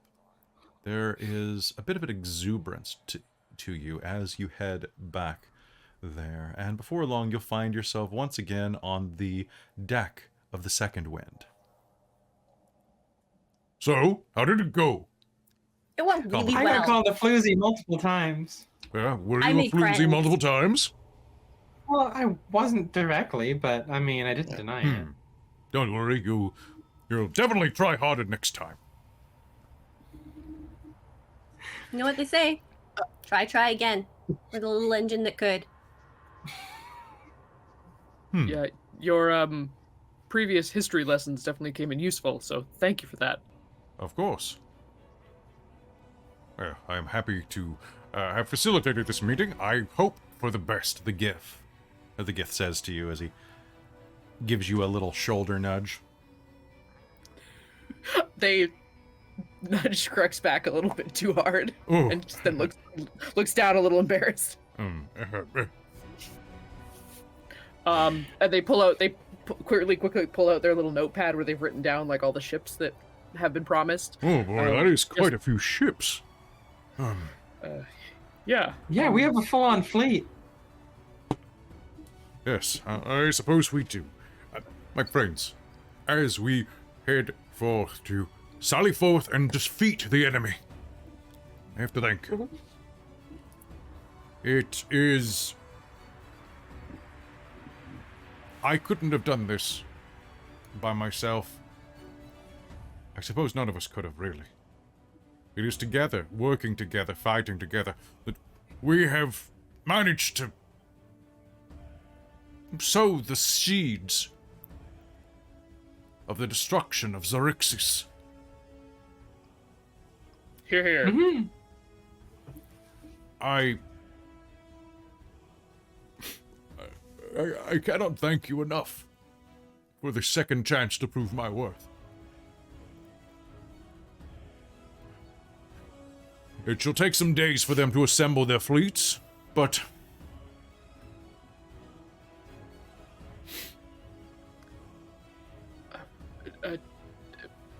Francis is gonna turn to Tana, who I'm assuming is right cracked. Just out of her mind. Tana, do you have any idea of how many ships the Empire would have on hand? Lots. I can certainly ask. That would be... Are you in any state to do that, or should we wait till tomorrow morning? I hear good things about the mornings. I don't know about the rest of you, but I could go really hit the hay. And I don't mean like go punch that plant thing again. oh, You did do fought that an very well. Artok. Yes, I would have loved to see that. Excellent. It was quite fantastic. Gunner Ponsby, Yes, Commodore. I think that we should review some of your training. Yes, of course. Would you Yes, sir. meet me in the states room, and we will discuss some stratagems. Yes, sir. I mean, you're the commander of an armada right now. You're gonna need all the help you can get. And Frankie's sure to lend a hand, or at least a couple. Yes. I only have to. Francis, at the ooh and ahhing of Tana, is just going to just in holding her up, is kind of like covering her up. Stratagem. Just pulls her hands down. I'm just gonna help Tana to bed first, and I'll see you there, sir. Okay. All right. The rest of you head to bed or prepare yourselves. As you're standing on deck, though, Grimzod Garganhale will hop over from his ship. So, things went well? Good. Yes. I hear there is an Very well. armada. Yes. Yeah, we have a fleet now. And I hear you're a switch. I am what I am. Good for you. The top, bottom, these things are arbitrary, my friend. Where do you find a stick all the way out here? I That's keep what one I in was my curious pants about. in case there is a dog. Have you not seen the space dogs? No, I want to see space dogs. I see the space fish. There are space dogs out here. I will show you sometime. Excellent. But in the meanwhile, You're a good friend. I am not good, but I am a friend. I prefer professional rascal. But so, it is time to go and destroy many things, eh? Many things. Many So many things. things. Good. Time to get wrecked. With that, I think it is time to get crunk. I'm going to go drink many a thing, for it is going to be many days until the Armada assembles. I imagine they must come from all sides of Doom space. Well, I'm gonna go write a new chapter and hit and sleep. So, such a workhorse you are. Well, you know, the muse doesn't sleep. Neither does the ooze, apparently. Mm.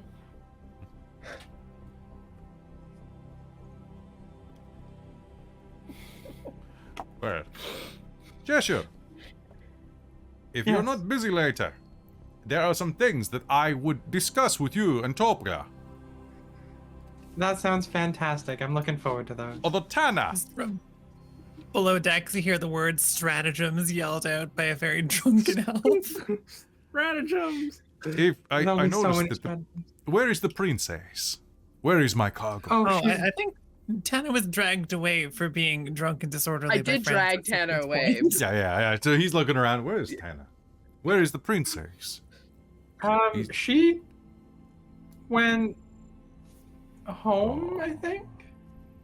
Yes, princess It's is. okay, on we're route to gonna go do get that. her though. So the princess is with another asshole. I understood. No. Well, I mean, physically, yes.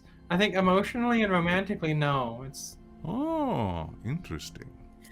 And I think Well- Mool's heading away and just like, Tan, the princess got engaged. She went back to go prep Oh, the wedding. never mind. I will Or- not. I will rescind my offer for mutual fornication. Although, if Okay, the bye. lovely couple would want me to lend them a hand, Lefty will hop up on his shoulder and go. Oh, sorry. I should focus. Well, let's let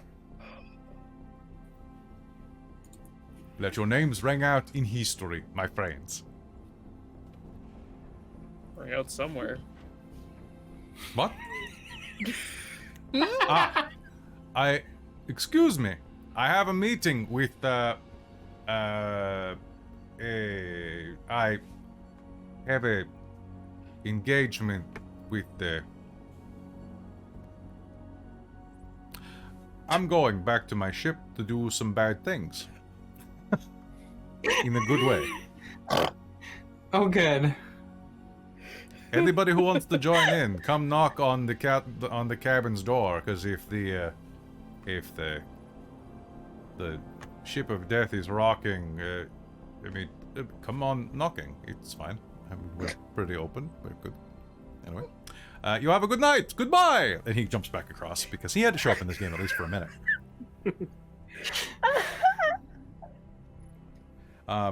As you get Tana into her bunk, you can hear the sound of heavy footfalls as Crux heads into the captain's stateroom. Tuck Tana in. Grab a bucket, realize it's Mool's bucket, put it away, Stratagem. grab a different. Shoo, stratagem. Pat. And yeah, we'll head upstairs. Okay, so as you just across the hall, actually. Oh, right, As, yes. as you head into the stateroom, the door is going to creak open, and you'll see that Crux is sitting at the edge of the table in front of you. Gunner, please close the door.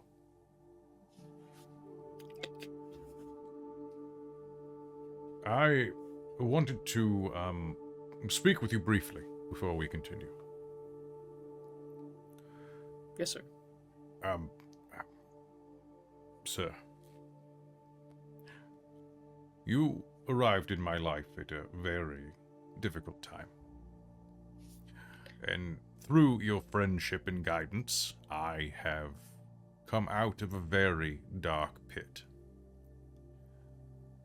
However, I've recognized things in myself recently. I've recognized that I must step down as your superior officer. You are not a gunner, but in yourself, I wish as a card-carrying member of the Gift Nation to promote you to the rank of captain.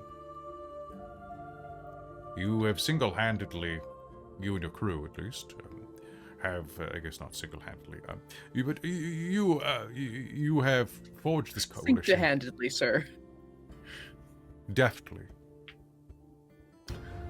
Done what even I, a Commodore, could find myself unable to do.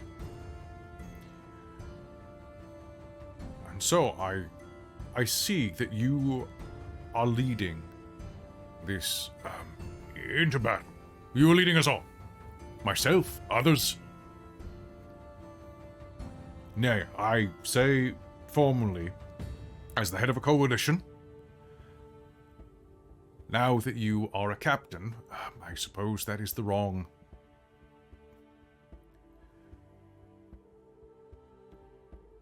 I place the second wind under your employ. And ask that I be allowed to serve under you as a free agent.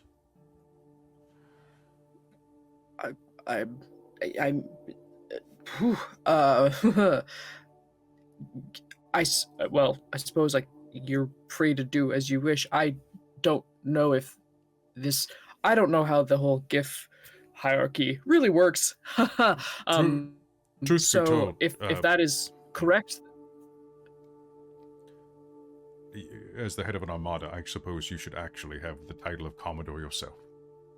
Or perhaps even Admiral, should you be successful. there's not like a vetting process. There's not like paperwork that needs to get filled out. My friend, you have done everything required to be vetted. You're bringing the fight to Xaryxis when even I, the great Commodore Crux, had failed. You may not have been raised by the GIF, but I doubt there is a heart as noble and full of the values that we hold dear as yours in all the cosmos. You're a GIF, a true child of our people, and a shining paragon.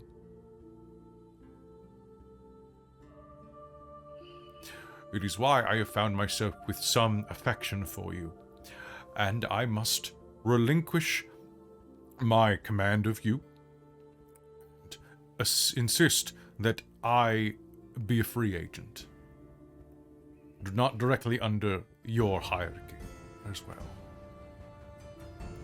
It would be improper otherwise to hold romantic interest. Sorry? I think you are quite lovely and likable, and I have a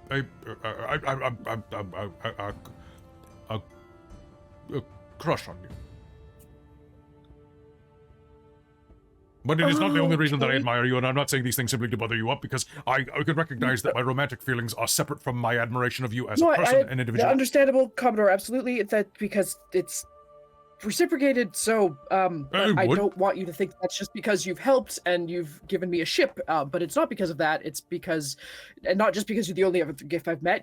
We've met others now, and you seem to be quite kind and lovely and understanding and strong and even if you were at a dark place, you've done really well. You've led us incredible.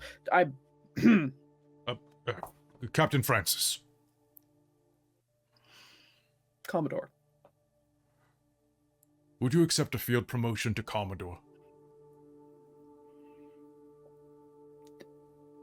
Yes, I would. Commodore Francis.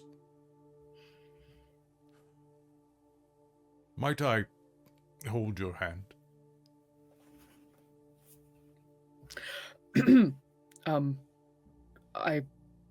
No one's ever asked me that. Of course. And with that, your two gift hands are going to be held, and the camera is going to pan out, leaving the lewd shippers to do what they can, but we're going to leave this one wholesome until... Wait, I have an add-on. Okay, we're going to fade through the Please. keyhole. We're going to fade out through the keyhole. You hear the sound of boots running down the hallway. The Mulj's door kicks open, and Wrek's standing there holding some calligrapher tools, going, "I got a great idea for episode 14. Let's start writing." All right. Yes!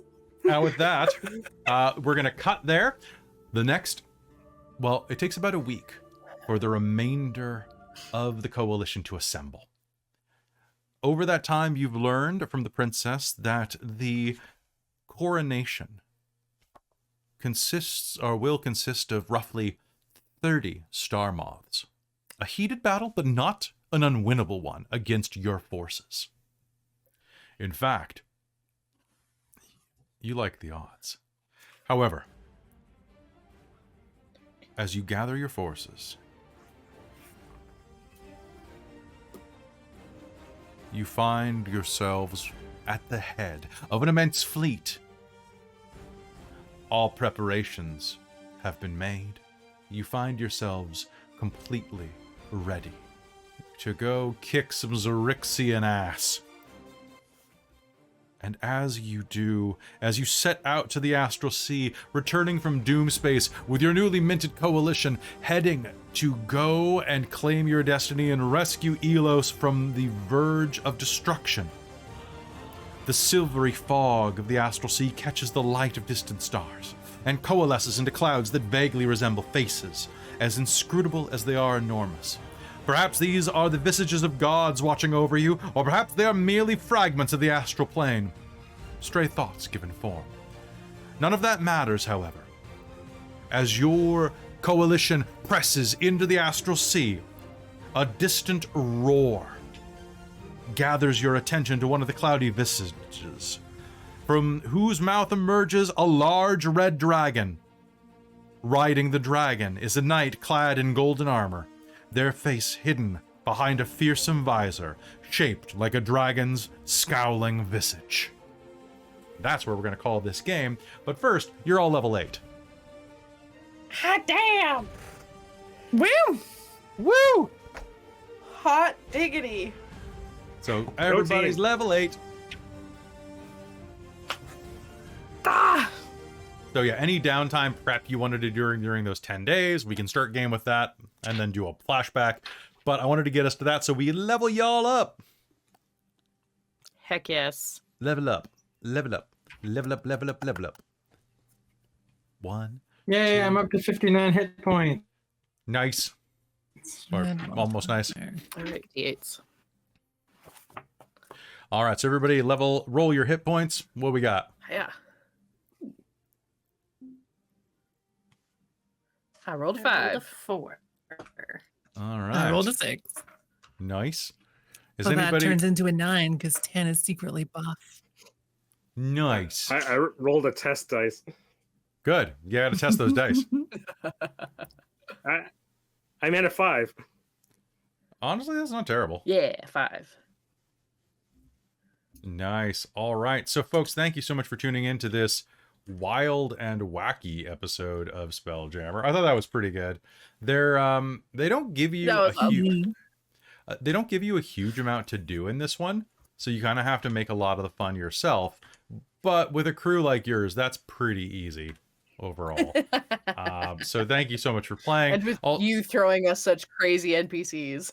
Oh, it's so I Mhm. love playing games where I don't have to take it super seriously. That is one of the only Yeah. problems with games like Dragonlance, where like it's a little the tone's a bit different. But Spelljammer, I couldn't make this serious if I tried. All right, let's get you to level 9. Boom. Did that work? No, it The didn't. line? You mean the light? Wait, level 8, right? Level Yeah, 8. That's we're right. level Level 8. 8.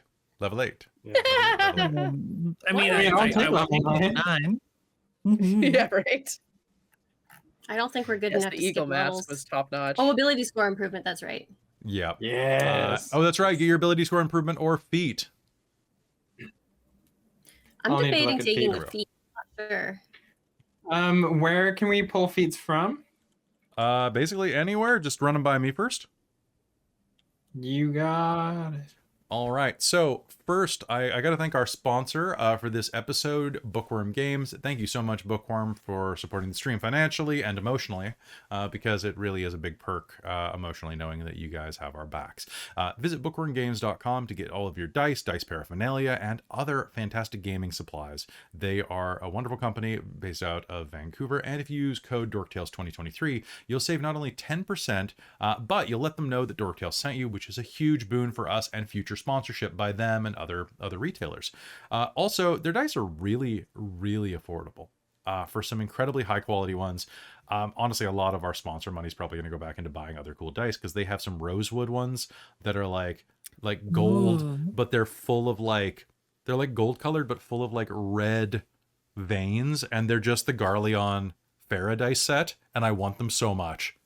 Oh my god, amazing. I'm not even kidding, but they're wonderful. Go support them. If you're at Emerald City Comic Con today, you might be able to catch the tail end of them. But if not, anytime you're at a convention in the Pacific Northwest, there's a good chance you'll find them. So go look for Bookwyrm Games, or go to their site, bookwormgames.com, and help us out, help them out. They're good people.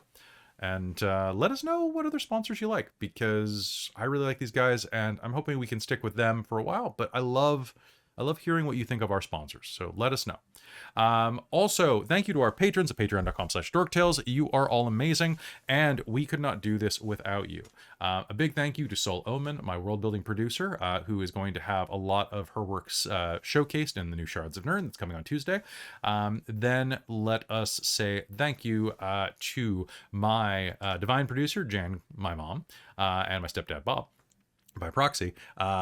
Then head over to my demonic producer, Precarious, who is our evil Funkle, to Tammy the Forever Cleric, who's the wizard of the Patreon, and finally to our High Council of the Patreon, Taryn, the Traveler, Buddy, Trezelta, Amberthist, Cubby Gummy, Raven with Baubles, Karasha Urquhart, Drew Thompson, Sergio, Chef Aladeth, Larouk, and Sorcerer Sanguine. You all are amazing. We could not do Dorktales without you, literally, because this is a full-time gig.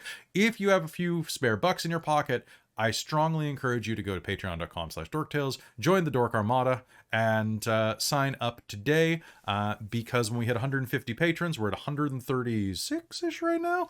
At 150, we get a Star Trek game, and I'll get a Klingon thing. Like, I'll be a Klingon, and Millie's gonna win that game. It's gonna be great.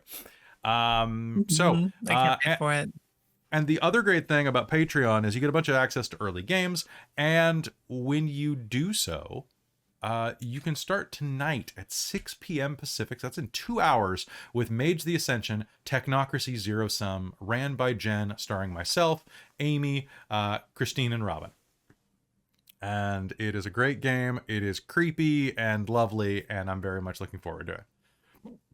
Any last words from all y'all? It's a fun game. Thanks for watching. Thanks for watching. That was so much fun. Yeah. If you're still not sold on joining the Patreon, come watch Strixhaven on Monday. We're rebroadcasting, I believe. Is that still correct? we're actually rebroadcasting next Thursday. So I've had Next to Thursday, right, I've right. had to adjust the schedule. So the rebroadcasts on Twitch are going to happen where there's a spare gap in my schedule. On Monday, Yeah. actually, I'm recording the first episode of Hunter the Vigil Summons, which is the new Patreon Advanced series that you'll be getting. Patreon will probably getting about a week. It takes me about a week to edit, and I've got to do the credit sequence, and there's a lot of creative work that goes on behind. But it is the weirdest Chronicles of Darkness game I've ever come up with. And That's saying something. I'll tell you. Oh, you know what it's about, right? Okay. I don't. Okay, I'll just put it in our private chat. Fantastic. Sorry to prepare myself emotionally. Oh my god. Yeah. Beautiful. That's incredible. Yeah. So Thoroughly approve. it's gonna be great. So folks, thank you so much for tuning in and for watching. I love you all very much. Honestly, I do. That's not just me being a social media jerk. But you're all wonderful. Thank you so much for tuning in, and we will see you next time. Goodbye, everybody.